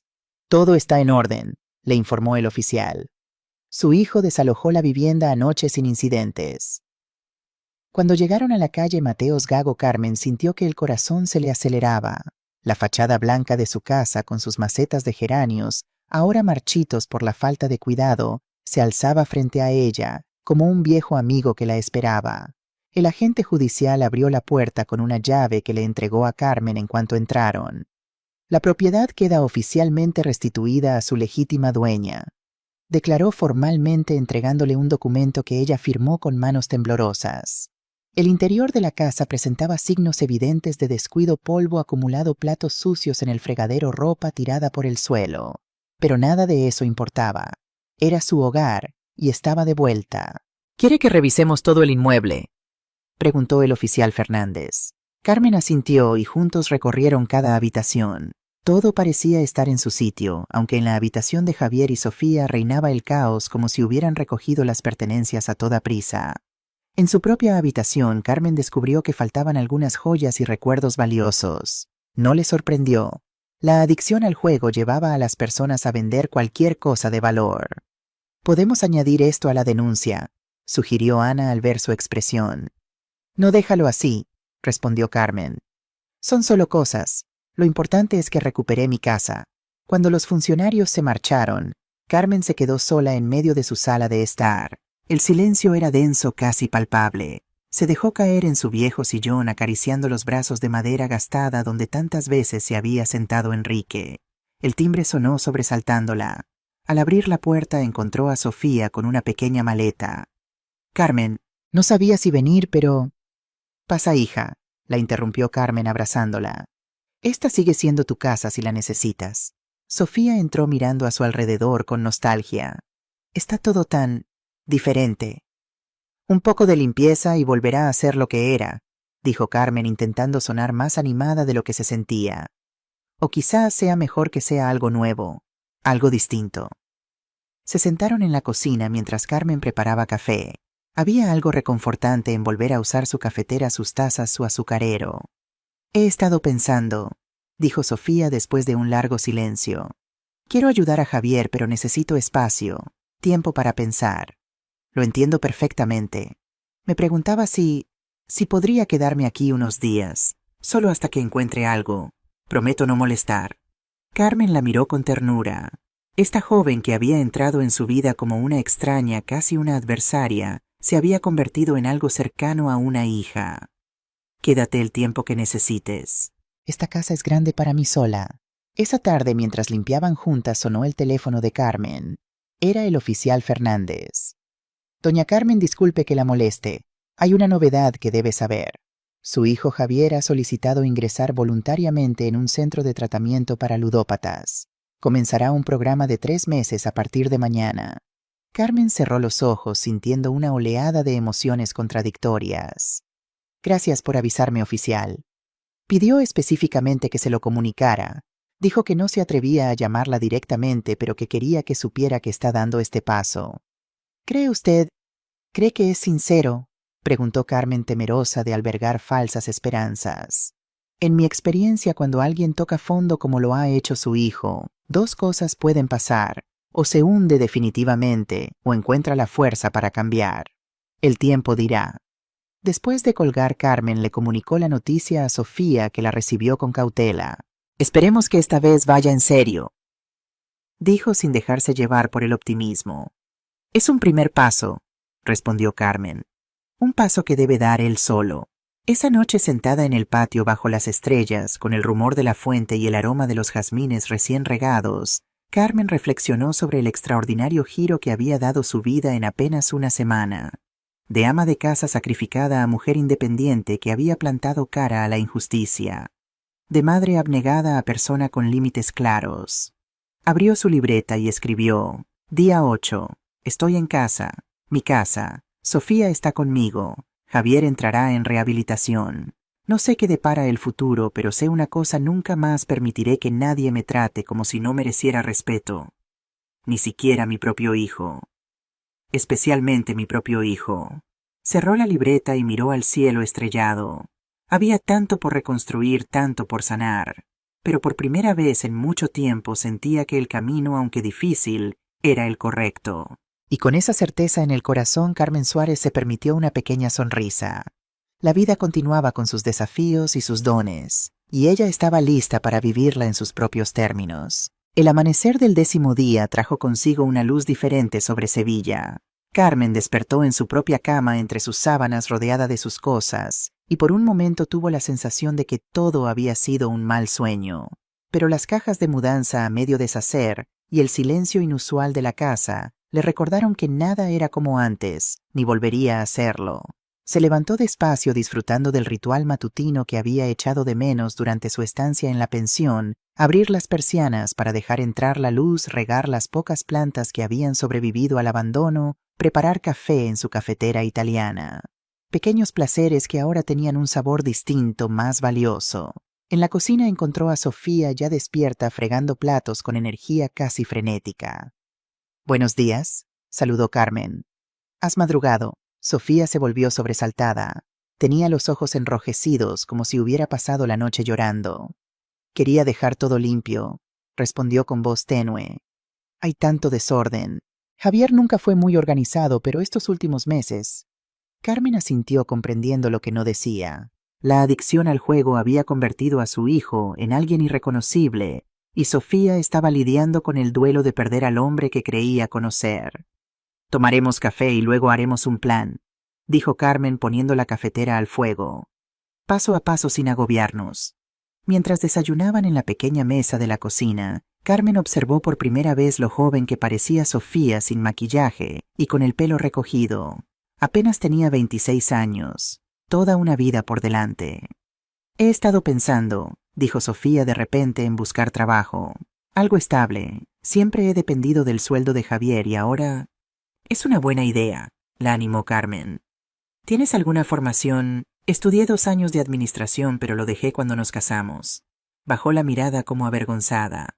Javier decía que no era necesario, que él ganaría suficiente. Carmen contuvo un suspiro. La historia de siempre: mujeres renunciando a su independencia por falsas promesas de seguridad. «Nunca es tarde para retomar los estudios», dijo finalmente. «Y mientras tanto estoy segura de que encontrarás algo. Eres joven e inteligente». Después del desayuno comenzaron la tarea de poner la casa en orden. Cada habitación revelaba un nuevo nivel de caos y negligencia, facturas sin pagar apiladas en la mesa del comedor, ropa sucia acumulada en rincones, botellas de licor vacías bajo la cama de Javier. La cocina estaba desabastecida con solo algunos productos enlatados y paquetes de galletas rancias. En el despacho que había pertenecido a Enrique Carmen, descubrió que faltaban varios objetos de valor, la colección de relojes antiguos de su esposo, los gemelos de plata que había heredado de su padre, incluso el pequeño Cristo de marfil que había estado en la familia durante generaciones. Al abrir el cajón donde guardaba sus joyas personales, lo encontró prácticamente vacío. Solo quedaban algunas piezas de bisutería sin valor. Javier murmuró sintiendo una punzada de dolor más que de rabia. ¿Hasta dónde había llegado su desesperación por conseguir dinero para el juego Carmen? La llamó Sofía desde el dormitorio principal. Creo que deberías ver esto. Sobre la cama había una caja de cartón que Carmen no reconoció. Dentro, perfectamente ordenados, estaban todos los álbumes de fotos familiares, el bautizo de Javier, vacaciones en la playa, la boda de Enrique y Carmen, navidades, cumpleaños. Toda una vida documentada en imágenes. Estaban escondidos en el armario del pasillo, explicó Sofía. Creo que Javier los guardó allí cuando empezó a vender cosas. Carmen tomó uno de los álbumes acariciando la cubierta de piel desgastada. Al menos salvó esto, dijo con la voz quebrada. En el fondo sigue siendo mi hijo. Pasaron el resto de la mañana limpiando, ordenando, haciendo listas de lo que faltaba y lo que necesitaban reponer. A mediodía el timbre sonó. Carmen abrió la puerta para encontrar al padre Ignacio acompañado por doña Pilar, cada uno cargando bolsas de comida. Pensamos que necesitaríais algo de ayuda, dijo el sacerdote con una sonrisa cálida, y un poco de abastecimiento. La noticia de que has vuelto a casa se extendió por el barrio, añadió Pilar, y no quisimos dejarte sola en este momento. Carmen los abrazó a ambos profundamente conmovida. Durante días había sentido que luchaba sola contra el mundo, y ahora descubría que tenía aliados, personas que la valoraban y la apoyaban. Mientras comían el guiso que había traído Pilar, Carmen les contó sobre el estado de la casa, las cosas desaparecidas, el tratamiento de Javier. Lo material se recupera, dijo el padre Ignacio. Lo importante es que tienes de vuelta tu espacio, tu dignidad. Y a propósito de eso, intervino Pilar, deberías saber que Javier estuvo difundiendo algunos rumores bastante desagradables sobre ti. Decía que estabas mentalmente inestable. Carmen asintió. Lo sé, era parte de su estrategia para justificar lo que estaba haciendo. La cuestión es, continuó Pilar, que no todos le creyeron. De hecho, has ganado bastante respeto en el barrio. La gente admira cómo manejaste todo el asunto. ¿Admiran que denunciara a mi propio hijo?, preguntó Carmen escéptica. Admiran que una mujer de tu edad plantara cara a la injusticia, aclaró el padre Ignacio. Hay muchas mujeres en situaciones similares, Carmen, maltratadas por sus hijos, despojadas de sus ahorros, manipuladas. Tu historia les da esperanza. Esas palabras resonaron en Carmen durante el resto del día. Mientras recorría su casa recuperando cada rincón, cada objeto, una idea comenzó a formarse en su mente. Una idea sobre el propósito, sobre el significado que podría extraer de toda esta experiencia dolorosa. Esa tarde, mientras Sofía se ocupaba de lavar las cortinas, Carmen salió al patio. El pequeño espacio estaba descuidado con las macetas secas y las baldosas cubiertas de hojas, pero seguía siendo un remanso de paz. Se sentó en el banco de azulejos donde tantas tardes había compartido con Enrique y cerró los ojos dejando que el sol de la tarde acariciara su rostro. ¿Qué harías tú, Enrique?, murmuró como si su esposo pudiera escucharla. ¿Cómo transformarías este dolor en algo útil? El sonido de pasos la sacó de su ensimismamiento. Era doña Remedios, su vecina de toda la vida, una mujer de 70 y tantos años que rara vez salía de casa. Carmen querida, dijo la anciana desde la puerta del patio con evidente nerviosismo. Perdona que entre así, pero vi la puerta entreabierta. Pasa, Remedios, siéntate conmigo, la invitó Carmen. La mujer avanzó con pasos inseguros hasta el banco. Se sentó junto a Carmen retorciendo nerviosamente el borde de su rebeca.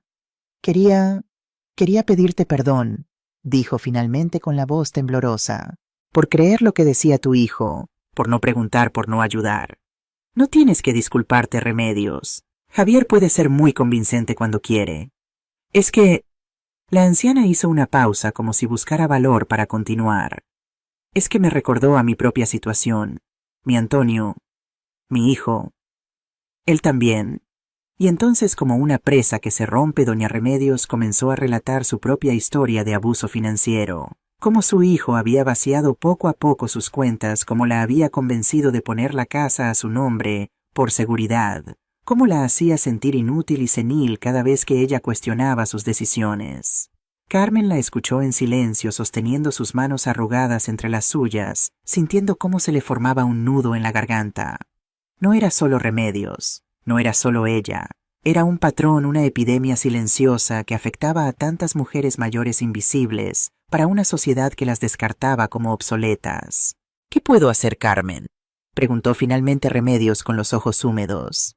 No tengo tu fuerza. La fuerza no es algo con lo que se nace, Remedios. Es algo que se encuentra cuando no queda otra opción. Carmen apretó sus manos con firmeza. Y no estás sola. Ya no. Esa noche, después de que Remedios se marchara y Sofía se retirara a dormir, Carmen se quedó sola en la sala rodeada del silencio reconfortante de su hogar recuperado. Abrió su libreta y escribió: Día 10. Hoy he visto un propósito entre las ruinas. Hay tantas mujeres como yo, tantos Remedios sin voz ni fuerza para defenderse. Quizás esta casa que ha sido testigo de tanto dolor pueda convertirse en un refugio, un lugar de sanación no solo para mí, sino para otras. Cerró los ojos visualizando lo que podría ser habitaciones acogedoras para mujeres en transición, talleres para recuperar la autoestima, asesoramiento legal para proteger patrimonio. Que sí. Un espacio donde la dignidad no fuera un privilegio, sino un derecho. Con ese pensamiento se fue a dormir sintiendo por primera vez en mucho tiempo que el futuro, lejos de ser una amenaza, podía ser una promesa. El amanecer del 11º día encontró a Carmen despierta antes de que los primeros rayos de sol asomaran por su ventana. La idea que había germinado el día anterior se había desplegado durante la noche en su mente, creciendo en detalles y posibilidades. Se levantó sigilosamente para no despertar a Sofía y preparó café. Con la taza humeante entre las manos, se sentó en la cocina con un cuaderno nuevo y comenzó a escribir, dejando que sus pensamientos fluyeran libremente. Casa Carmen encabezaba la página, seguido de listas de necesidades posibles, recursos, contactos. Estaba tan absorta en su tarea que no se dio cuenta de que Sofía la observaba desde la puerta. «Buenos días», dijo la joven haciendo que Carmen diera un respingo. «Perdona, no quería asustarte. Parecías muy concentrada». «Estaba teniendo una idea loca», respondió Carmen cerrando el cuaderno con cierta timidez. «Probablemente impracticable». «Me encantan las ideas locas», sonrió Sofía sirviéndose café. «Cuéntame». Carmen dudó un momento. Hasta ahora su relación con Sofía había sido cordial pero distante, marcada por el rol de suegra y nuera. Sin embargo, algo había cambiado en los últimos días.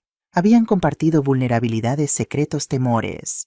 Se habían convertido en algo parecido a aliadas.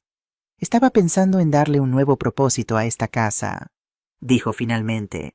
«Convertirla en un refugio temporal para mujeres mayores que están en situaciones similares a la que yo viví. Mujeres que necesitan un lugar seguro mientras recuperan el control de sus vidas». Sofía la miró con una mezcla de sorpresa y admiración. «¿En serio? ¿Aquí mismo en tu casa?» «Es demasiado grande para mí sola», explicó Carmen. «Tiene 4 habitaciones este patio precioso. Y después de hablar con Remedios ayer me di cuenta de que hay una necesidad real. Muchas mujeres de mi edad sufren abusos financieros o emocionales por parte de sus familias, pero no tienen los recursos o el conocimiento para defenderse». «Me parece una idea maravillosa», dijo Sofía con entusiasmo genuino. «Podrías ofrecer no solo alojamiento, sino también asesoramiento, apoyo emocional, incluso talleres». «Exactamente», sonrió Carmen, conmovida por el interés de la joven. «Pero no sé por dónde empezar. Necesitaría permisos, financiación, ayuda legal». «Para eso están las nueras tecnológicas», bromeó Sofía sacando su portátil de la mochila. «Vamos a investigar». Durante las siguientes horas, Carmen y Sofía se sumergieron en un mundo de información sobre asociaciones sin ánimo de lucro, requisitos legales para casas de acogida, subvenciones municipales y regionales. Sofía tecleaba con rapidez. Tomaba notas, imprimía documentos mientras Carmen llamaba a contactos al padre Ignacio para preguntar sobre posibles colaboraciones con la parroquia, a Ana Gutiérrez, para consultas legales a una antigua compañera de la farmacia que ahora trabajaba en servicios sociales. A mediodía la mesa de la cocina estaba cubierta de papeles, notas adhesivas y tazas de café vacías. Habían elaborado un plan inicial, una hoja de ruta para convertir el sueño en realidad. Es mucho trabajo, suspiró Carmen mirando la montaña de trámites por delante. Quizás sea demasiado ambicioso para alguien de mi edad. Después de todo lo que has conseguido estas semanas, Sofía la miró con incredulidad. Carmen, has recuperado tu casa, has plantado cara a prestamistas peligrosos, has denunciado a tu propio hijo cuando era necesario. Esto es solo un desafío más. Y no estás sola. ¿Me ayudarías?, preguntó Carmen, sorprendida por el ofrecimiento implícito. Me encantaría, respondió Sofía con firmeza. De hecho, estaba pensando, podría ser una oportunidad para mí también, para usar mis estudios de administración para sentirme útil. Carmen sintió una oleada de gratitud. En medio de toda esta tormenta había encontrado una aliada inesperada, casi una hija. El timbre interrumpió la conversación. Al abrir la puerta, Carmen se encontró con el oficial Fernández, que sostenía una carpeta bajo el brazo. Buenos días, doña Carmen. Perdone la visita sin avisar, pero tengo información que creo que le interesará. Lo invitó a pasar y le ofreció café que el oficial aceptó con gratitud. Mientras Carmen servía las tazas, Fernández abrió la carpeta sobre la mesa, cuidadosamente apartando los papeles del proyecto. Como parte de la operación contra la red de Domínguez, hemos recuperado algunos objetos que creemos que podrían ser suyos, explicó mostrándole fotografías de joyas, relojes y otros artículos de valor. Fueron encontrados en una casa de empeños vinculada a la organización. Javier ha confirmado que pertenecen a usted. Carmen recorrió las imágenes con dedos temblorosos. Allí estaban los relojes de Enrique, sus propias joyas, incluso el Cristo de marfil familiar. Son míos, confirmó con voz quebrada. Todo esto es mío. Necesitaremos que venga a la comisaría para identificarlos formalmente y firmar algunos documentos, pero podrá recuperarlos pronto, explicó el oficial. Gracias, dijo Carmen limpiándose una lágrima furtiva. No era por el valor material de los objetos, sino por lo que representaban: recuerdos, historia familiar, conexiones con el pasado. Hay algo más, añadió Fernández con expresión grave. Su hijo Javier ha comenzado el tratamiento en el centro de rehabilitación. Su psicólogo nos ha contactado porque Javier ha expresado deseo de comunicarse con usted. Una carta específicamente. Quería saber si estaría dispuesta a recibirla. Carmen intercambió una mirada rápida con Sofía antes de responder. Sí, estoy dispuesta. Se la haré llegar entonces. El oficial hizo una pausa.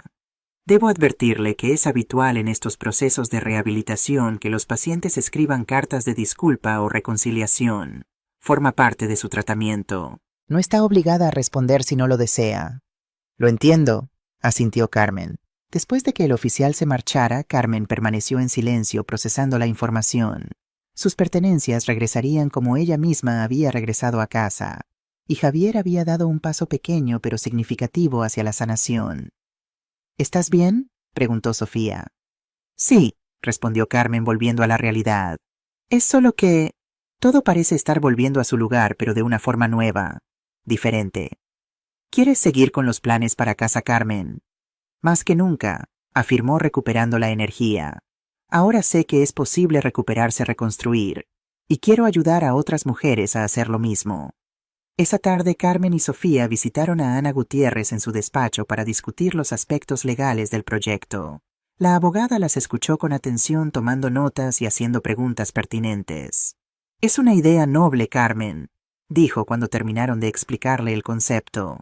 Pero debo advertirte que los requisitos legales para una casa de acogida son bastante estrictos. Necesitarás licencias, inspecciones de seguridad, seguros especiales. ¿Es imposible?, preguntó Carmen, sintiendo que su entusiasmo se desinflaba. No en absoluto, solo complicado. Ana sonrió. Afortunadamente tengo experiencia en este tipo de proyectos. Mi hermana dirige una ONG que trabaja con mujeres maltratadas. Les explicó las diferentes opciones legales. Podrían constituir una asociación sin ánimo de lucro, solicitar reconocimiento como entidad de utilidad pública o incluso colaborar con una organización ya existente. La forma más rápida de empezar sería como un programa piloto bajo el paraguas de alguna ONG establecida, sugirió Ana. Eso simplificaría los trámites iniciales y les daría tiempo para crecer orgánicamente. ¿Conoces alguna organización que pudiera estar interesada?, preguntó Sofía. De hecho, sí. La Fundación Renacer trabaja específicamente con mujeres mayores en situación de vulnerabilidad. Conozco a su directora, Mercedes Valverde. Podría concertaros una reunión. Carmen sintió que se abría una puerta. Sería maravilloso, Ana. Gracias. Y en cuanto a la financiación, continuó la abogada, existen subvenciones municipales y autonómicas para proyectos de este tipo. No son fáciles de conseguir, pero con un plan bien estructurado y el respaldo de una organización consolidada, tenéis posibilidades. Salieron del despacho con una lista de tareas y un calendario tentativo. El proyecto parecía cada vez más real, más tangible. Ya no era solo una idea loca, sino un plan concreto con pasos definidos. De regreso a casa pasaron por la parroquia para hablar con el padre Ignacio. El sacerdote las recibió en su despacho, un espacio austero pero acogedor con estanterías llenas de libros y un crucifijo simple en la pared. Casa Carmen, repitió después de escuchar la propuesta. Me parece una iniciativa extraordinaria, y sí, la parroquia podría colaborar de varias maneras. Les explicó que la iglesia disponía de un pequeño fondo para proyectos sociales que podría servir como capital semilla. Además, podría ayudar a difundir la iniciativa entre los feligreses, muchos de los cuales tenían habilidades profesionales que podrían ser útiles a abogados, médicos, trabajadores sociales. También podríamos organizar una colecta especial, sugirió. Las mujeres del barrio suelen ser muy generosas cuando se trata de ayudar a otras mujeres. Carmen se sintió abrumada por tanto apoyo. En pocos días su idea solitaria se había convertido en un proyecto comunitario. Personas que apenas conocía estaban dispuestas a contribuir a creer en su visión. ¿Por qué nos ayudan tanto?, preguntó mientras caminaban de regreso a casa. ¿Por qué has inspirado a la gente?, respondió Sofía simplemente. Tu historia, tu valentía. Les has mostrado que nunca es tarde para reclamar tu dignidad. Esa noche Carmen recibió la carta de Javier. El oficial Fernández la entregó personalmente explicando que el psicólogo del centro la había revisado como era protocolo con toda la correspondencia de los pacientes. Carmen la llevó a su habitación necesitando privacidad para este momento. Se sentó en la mecedora junto a la ventana, la misma donde había acunado a Javier cuando era un bebé, y abrió el sobre con manos temblorosas.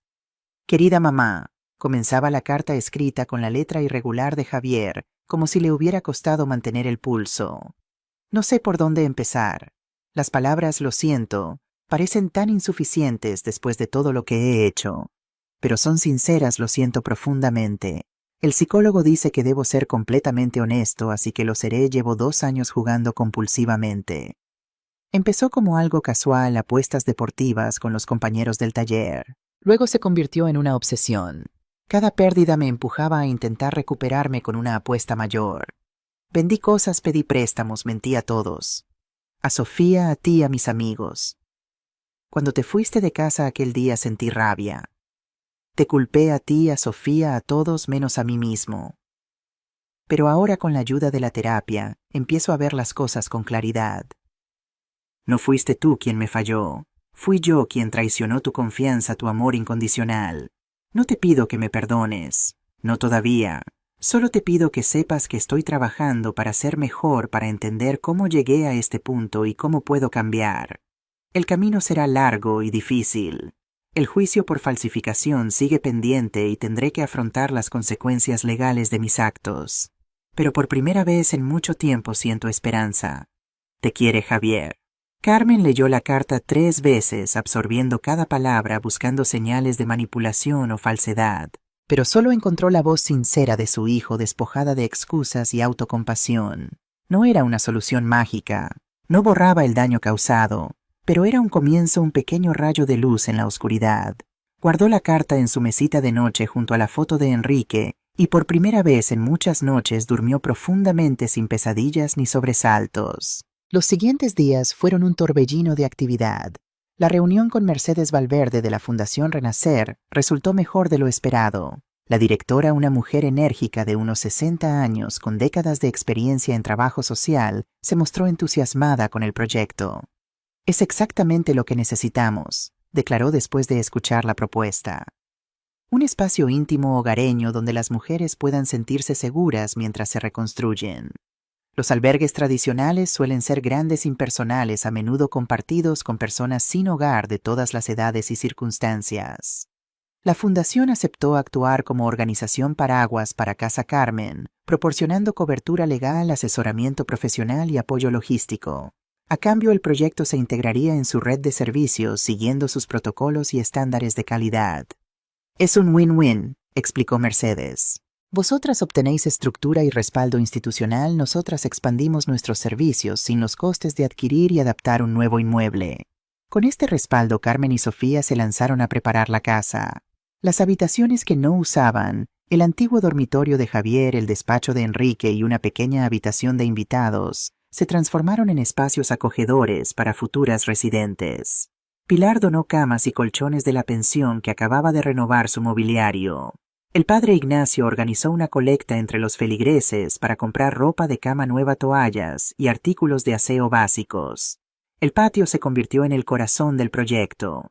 Carmen lo imaginaba como un espacio terapéutico donde las mujeres pudieran relajarse, charlar, recuperar fuerzas. Con la ayuda de vecinos voluntarios replantaron las macetas, instalaron una pequeña fuente y colocaron mesas y sillas cómodas bajo la sombra de un limonero.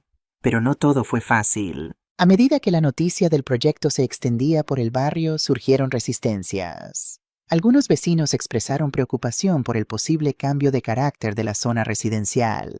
Otros temían que la presencia de mujeres con problemas pudiera atraer conflictos o reducir el valor de las propiedades. La oposición más fuerte vino de don Alberto Moreno, un anciano malhumorado que vivía en la casa contigua. Una tarde se presentó en la puerta visiblemente alterado. ¿Es cierto que vas a convertir tu casa en una especie de albergue?, preguntó sin saludar siquiera.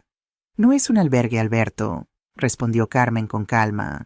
Es un hogar de transición para mujeres mayores en situación de vulnerabilidad. Mujeres como yo, como tu hermana Teresa.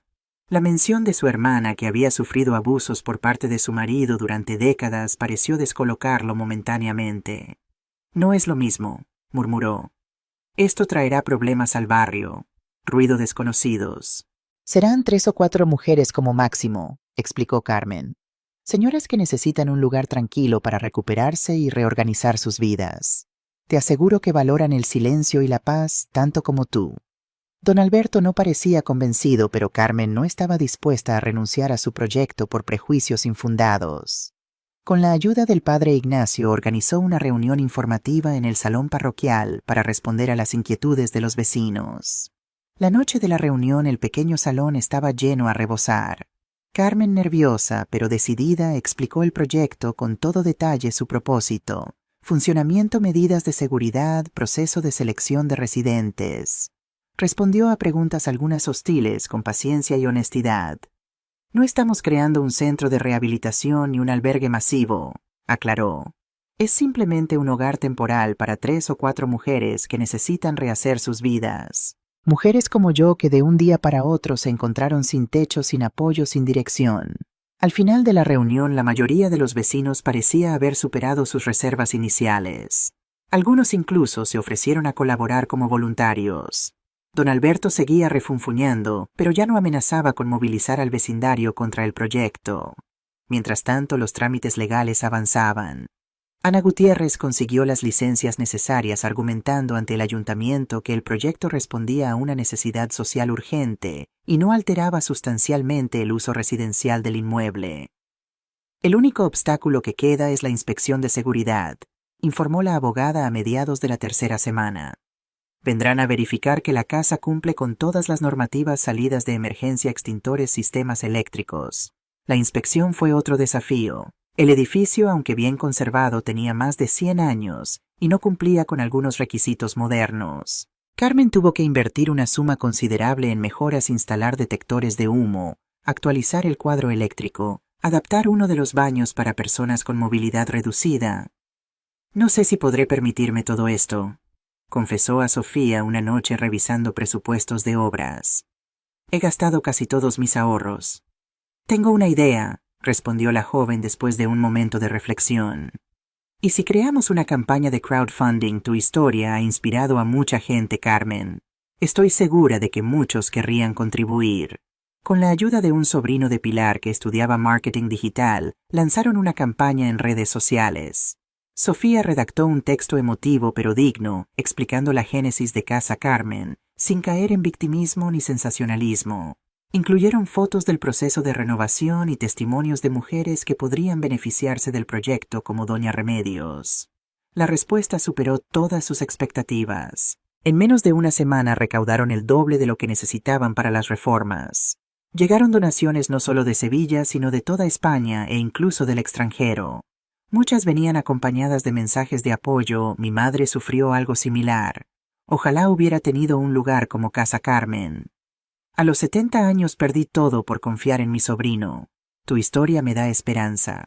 Desde Argentina, con admiración para Doña Carmen y todas las abuelas luchadoras. Entre las donaciones hubo una que llamó especialmente la atención de Carmen: 5.000 euros de un tal JTM, sin mensaje, sin explicación. Solo las iniciales que coincidían con las de Javier Mendoza. Carmen no mencionó esta donación a nadie, ni siquiera a Sofía.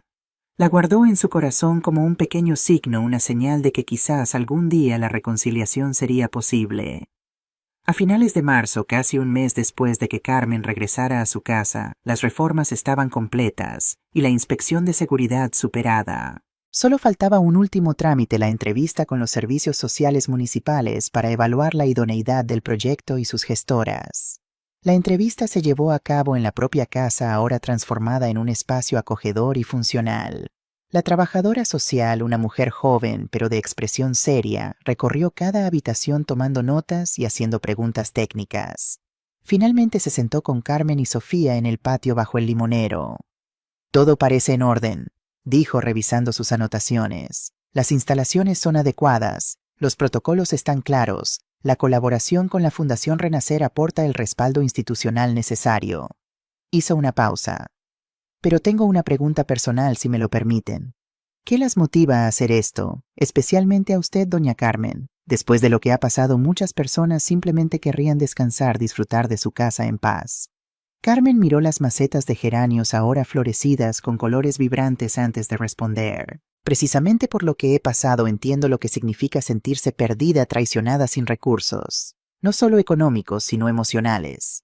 Respiró hondo. Durante esos días en la pensión descubrí algo importante. La dignidad no es algo que otros puedan quitarte. Es algo que tú decides mantener pase lo que pase.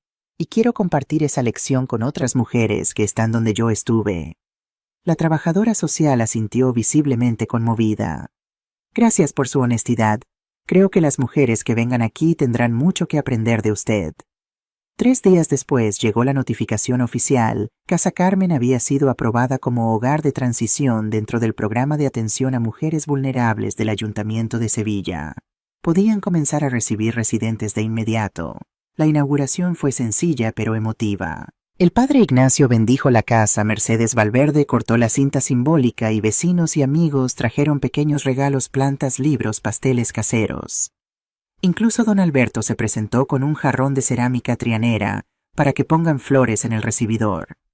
Esa misma tarde llegó la primera residente, Elena Gómez, una mujer de 65 años que había tenido que abandonar su hogar después de descubrir que su hijo había hipotecado la casa sin su consentimiento para pagar deudas de juego. Su historia era tan similar a la de Carmen que parecía una señal, un círculo que se cerraba. Bienvenida a Casa Carmen, la saludó ayudándola con su pequeña maleta. Aquí no se juzga el pasado, solo se acompaña el camino hacia adelante. Esa noche, sentada en el patio bajo las estrellas con el murmullo de la fuente y el aroma de los jazmines, Carmen escribió en su libreta: día 30. Casa Carmen ha abierto sus puertas. Elena está instalada en la habitación azul. Mañana llegará Remedios. La casa respira vida nueva. Donde hubo dolor ahora hay propósito. Donde hubo traición hay esperanza. No sé qué depara el futuro con Javier, pero sé que este presente es exactamente donde debo estar. A mediados de abril, con Casa Carmen funcionando a pleno rendimiento y 3 residentes instaladas, Carmen recibió una llamada que había estado esperando y temiendo a partes iguales. Señora Suárez, dijo la voz formal al otro lado de la línea. Le hablo del Centro de Rehabilitación Nueva Vida. Su hijo Javier Mendoza ha completado la primera fase de su tratamiento y nos ha pedido que la contactemos. Como parte de su proceso terapéutico, desearía tener una visita supervisada con usted. Por supuesto, es completamente voluntario y entendemos si prefiere declinar. Carmen cerró los ojos sintiendo cómo su corazón se aceleraba. Habían pasado casi 2 meses desde el ultimátum, desde que salió de casa con una maleta y la dignidad como único escudo. Desde entonces su vida había dado un giro completo. ¿Estaba preparada para enfrentar a Javier cara a cara? ¿Cuándo sería la visita?, preguntó finalmente. Este sábado a las 11, si le parece bien. Sería aquí en el centro con la presencia del psicólogo de Javier. Allí estaré, respondió sorprendiéndose a sí misma con la firmeza de su voz. Después de colgar, Carmen se dirigió al patio necesitando el consuelo de sus plantas y la serenidad del agua de la fuente. Encontró a doña Remedios regando los geranios con esmero. La anciana, que había sido la segunda residente de Casa Carmen, había florecido visiblemente en las últimas semanas. Ya no era la mujer asustada y sumisa que llegó con una bolsa de plástico conteniendo todas sus pertenencias. Ahora se movía con confianza, opinaba en las reuniones. Incluso había comenzado a dar clases de ganchillo a las otras residentes. ¿Malas noticias?, preguntó al ver la expresión pensativa de Carmen. No exactamente. Mi hijo quiere verme. Remedios dejó la regadera sobre la mesa. ¿Y tú quieres verlo a él? No lo sé, confesó Carmen. Una parte de mí quiere creer que ha cambiado, que el tratamiento está funcionando. Otra parte tiene miedo de caer de nuevo en viejos patrones de perdonar demasiado pronto. El perdón no tiene fecha de caducidad, dijo Remedios con sabiduría adquirida en sus años de sufrimiento. Puedes perdonar cuando estés lista, no cuando él lo pida. Carmen asintió agradecida por la perspectiva. Iré a verlo, pero con los ojos bien abiertos. El sábado amaneció luminoso con ese azul intenso que solo el cielo de Sevilla sabe mostrar. Carmen eligió cuidadosamente su ropa, un vestido sencillo pero elegante, un pañuelo de seda al cuello, zapatos cómodos. No era vanidad, era armadura. El Centro Nueva Vida estaba ubicado en las afueras de la ciudad, en una antigua hacienda reconvertida en espacio terapéutico. Los jardines bien cuidados y la arquitectura serena contrastaban con el ambiente clínico que Carmen había imaginado. En recepción, una joven amable la condujo hasta una sala luminosa con vistas al jardín. El doctor García, psicólogo de Javier, la esperaba con una sonrisa tranquilizadora. Señora Suárez, gracias por venir. Javier ha estado trabajando muy duro en su recuperación y este encuentro es importante para él. Sin embargo, quiero que sepa que puede interrumpir la conversación en cualquier momento si se siente incómoda. Agradezco su consideración, doctor. Estoy preparada. Cuando Javier entró en la sala, Carmen apenas lo reconoció. Había perdido peso, tenía el pelo más corto y algo en su postura había cambiado. Ya no llevaba esa actitud desafiante y arrogante. Parecía más contenido, más presente. Mamá, dijo con voz quebrada, deteniéndose a unos pasos de distancia, claramente inseguro sobre cómo saludarla. Javier, respondió ella, extendiendo una mano que él tomó con delicadeza, como si temiera romperla. Se sentaron frente a frente con el psicólogo discretamente a un lado. Durante unos momentos solo se escuchó el canto de los pájaros en el jardín. Te ves bien, dijo finalmente Javier. Diferente pero bien. Tú también pareces diferente, respondió Carmen, estudiando el rostro de su hijo, buscando señales del niño que una vez fue. Lo estoy intentando, dijo él, frotándose nerviosamente las manos. El programa me está ayudando a entender muchas cosas. Sobre el juego, sobre mis patrones de comportamiento, sobre cómo llegué a este punto. Carmen asintió esperando. No quería facilitarle las cosas, no esta vez. Necesitaba escuchar lo que él tenía que decir sin ayudarlo, sin completar sus frases como había hecho toda la vida. Sé que probablemente no signifique mucho ahora, continuó Javier tras un momento de silencio. Pero quiero pedirte perdón. Por todo. Por el ultimátum, por las mentiras, por intentar usar tu casa, por los objetos que vendí. Su voz se quebró. Especialmente por haber intentado hacerte parecer mentalmente inestable. Eso fue imperdonable. Carmen sintió que algo se ablandaba en su interior, pero mantuvo la compostura. ¿Por qué lo hiciste, Javier? No solo las deudas, sino intentar destruir mi reputación, mi credibilidad. Javier bajó la mirada visiblemente avergonzado.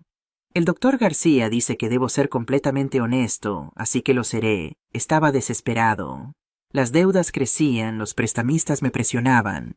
Necesitaba dinero rápido y la casa parecía la solución más fácil. Hizo una pausa.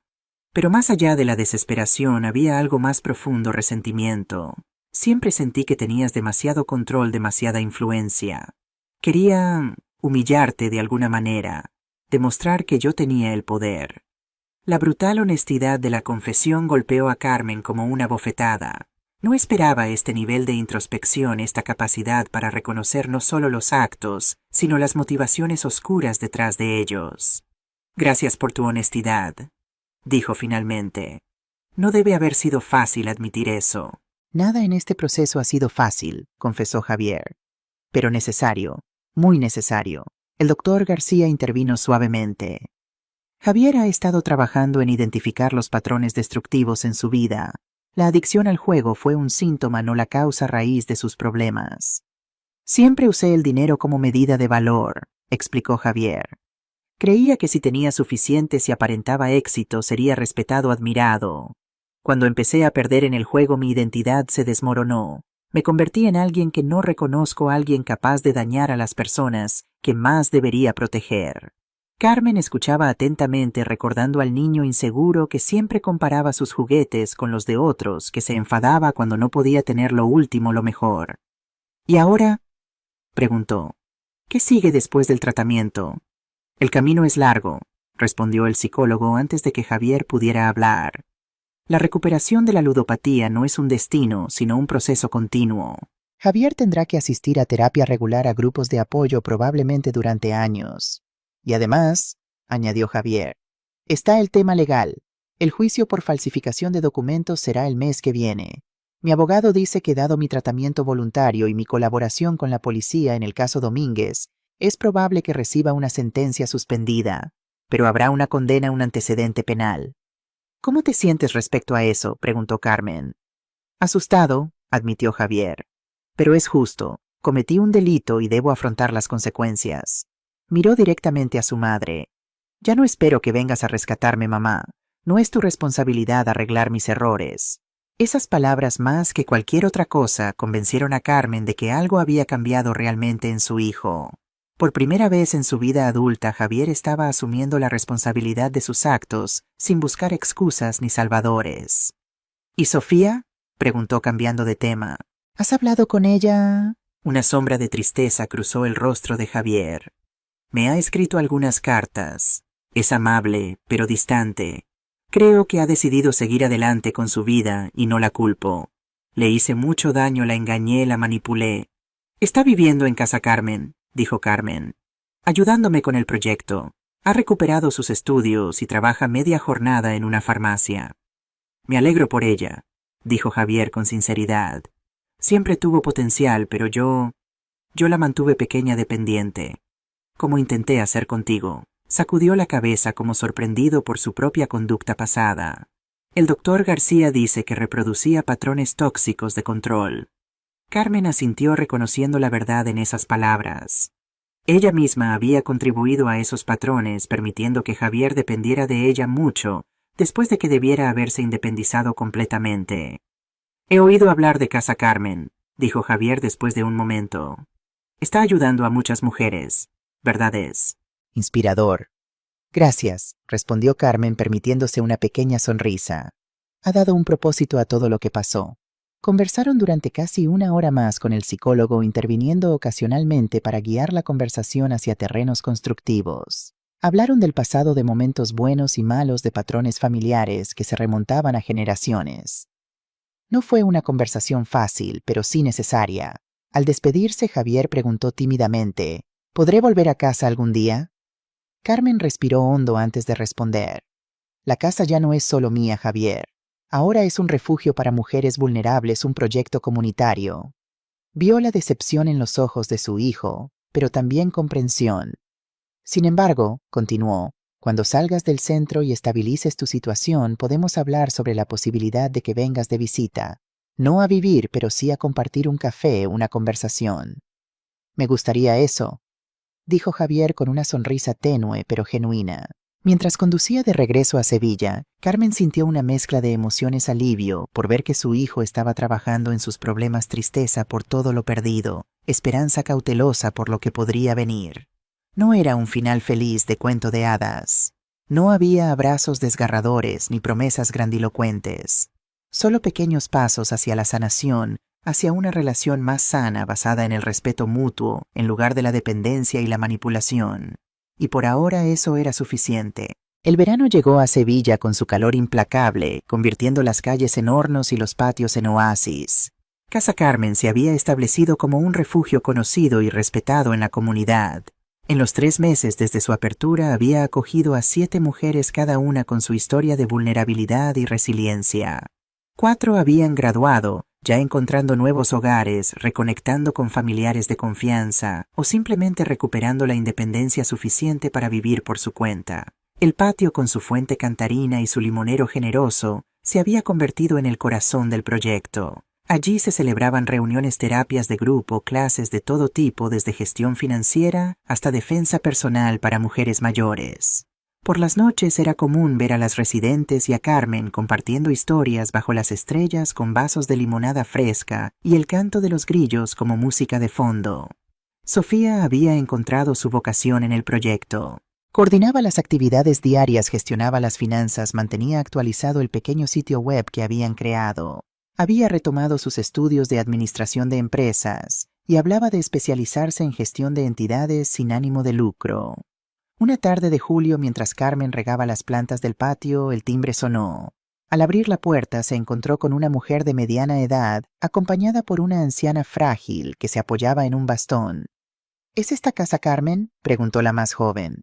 Me llamo Lucía Fernández. Esta es mi madre Dolores. Nos han hablado de su proyecto. Carmen las invitó a pasar y las condujo al patio donde la temperatura era más soportable. Mientras Sofía traía agua fresca, Lucía explicó su situación. Su madre de 82 años había estado viviendo con su hermano, quien poco a poco había ido apropiándose de su pensión y sus ahorros. Recientemente habían descubierto que incluso había intentado modificar el testamento a su favor. Yo la acogería en mi casa, explicó Lucía con evidente angustia. Pero vivo en un 4º piso sin ascensor y con mi trabajo de enfermera en turnos estaría sola demasiado tiempo. Carmen miró a la anciana, que mantenía la mirada baja, evidentemente avergonzada por la situación. Le recordó a sí misma apenas unos meses atrás. «Doña Dolores», le dijo directamente, ignorando a la hija por un momento, «aquí no juzgamos. Todas hemos pasado por momentos difíciles. Lo importante es que ha dado el paso de buscar ayuda, de reclamar su dignidad». La anciana levantó la mirada con una chispa de determinación en sus ojos cansados. «No quiero ser una carga para nadie. Solo quiero paz en mis últimos años». «No será una carga», aseguró Carmen. «Será una compañera en este camino». Después de explicarles el funcionamiento de Casa Carmen, los requisitos y las normas, Carmen las acompañó a ver la habitación disponible, la que llamaban la habitación del amanecer, porque recibía los primeros rayos de sol cada mañana. «Es perfecta», dijo Dolores con una sonrisa tímida, acariciando la colcha de ganchillo que Remedios había tejido para cada cama de la casa. Mientras completaban el papeleo, Carmen observaba la interacción entre madre e hija, la preocupación genuina de Lucía, el amor evidente a pesar de las circunstancias difíciles. Recordó a Javier, se preguntó si algún día podrían reconstruir algo parecido.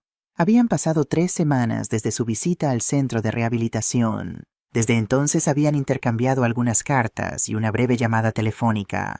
Javier le había contado sobre su progreso en el tratamiento, sobre las pequeñas victorias diarias, sobre sus planes para cuando saliera. Había conseguido un trabajo como administrativo en una empresa de repuestos automovilísticos, un entorno completamente alejado del taller mecánico donde había comenzado sus problemas de juego.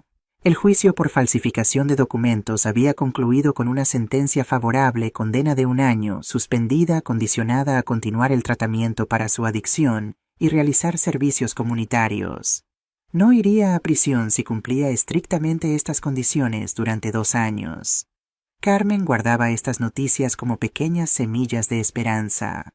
No esperaba milagros, no soñaba con una reconciliación perfecta. Solo deseaba que Javier encontrara su camino, que construyera una vida con propósito y dignidad como ella había hecho. Esa noche, después de ayudar a Dolores a instalarse, Carmen se retiró a su habitación. En su mesita de noche, junto a la foto de Enrique, había colocado la imagen de un banco en un parque recortada de una revista. Era su visualización, su recordatorio del futuro que imaginaba algún día, quizás en meses o años, ella y Javier sentados en un banco así, no como madre e hijo dependiente, sino como dos adultos compartiendo un momento de paz. El sonido de su teléfono interrumpió sus reflexiones. Era Mercedes Valverde, la directora de la Fundación Renacer. Carmen, tengo noticias maravillosas. El proyecto Casa Carmen ha sido seleccionado para recibir una subvención importante de la Junta de Andalucía. Quieren replicar el modelo en otras ciudades de la comunidad. ¿Replicarlo en serio? Carmen apenas podía creerlo. Absolutamente. Tu enfoque, ese balance entre apoyo profesional y ambiente hogareño, está dando resultados excepcionales. Las mujeres que pasan por Casa Carmen muestran tasas de recuperación emocional y reinserción social mucho más altas que las de los albergues tradicionales. Carmen se sintió abrumada. Lo que había comenzado como una respuesta personal a su propia crisis se había convertido en un modelo a seguir, en una luz para otras mujeres. Hay más, continuó Mercedes. Quieren que participes en un congreso sobre protección a personas mayores vulnerables el mes próximo, como ponente principal. Pero si no soy experta, solo soy... Eres exactamente lo que necesitan escuchar, la interrumpió Mercedes. No teoría, sino experiencia vivida transformada en acción concreta. Tu historia tiene poder, Carmen. Poder para cambiar políticas, para inspirar cambios. Después de colgar, Carmen se quedó largo rato mirando por la ventana, observando las estrellas sobre Sevilla. ¿Quién hubiera imaginado hace apenas 4 meses que aquel ultimátum cruel se convertiría en el catalizador de una transformación tan profunda? Abrió su libreta, ahora casi llena de reflexiones, planes y pequeñas victorias diarias. Escribió con letra clara, día 120. Casa Carmen ha sido reconocida como modelo a seguir. Dolores ha llegado hoy, la 7ª mujer que acogemos. Javier sigue su tratamiento progresando día a día. Sofía ha encontrado su camino. Y yo he descubierto que la vida puede comenzar de nuevo a cualquier edad. Que la dignidad no es algo que otros te conceden, sino algo que tú reclamas. Que a veces del dolor más profundo puede nacer el propósito más elevado. No sé qué traerá el futuro, pero lo recibiré con los brazos abiertos, los ojos abiertos y el corazón abierto. Libre de miedo, libre de culpa, simplemente libre. Cerró la libreta y apagó la luz. En la oscuridad, con el rumor lejano de las conversaciones en el patio llegando a través de la ventana abierta, Carmen Suárez sonrió. Había perdido mucho, sí, pero había ganado algo infinitamente más valioso, la certeza de su propio valor, la paz de vivir de acuerdo con sus principios y la alegría de compartir ese descubrimiento con otras mujeres que como ella merecían una segunda oportunidad para florecer. Afuera Sevilla dormía bajo el manto estrellado. Dentro de Casa Carmen, semillas de esperanza germinaban en silencio, prometiendo nuevos comienzos para todas sus habitantes. Porque a veces el ultimátum que parece destruirnos es precisamente lo que nos libera para convertirnos en quienes realmente estamos destinadas a ser.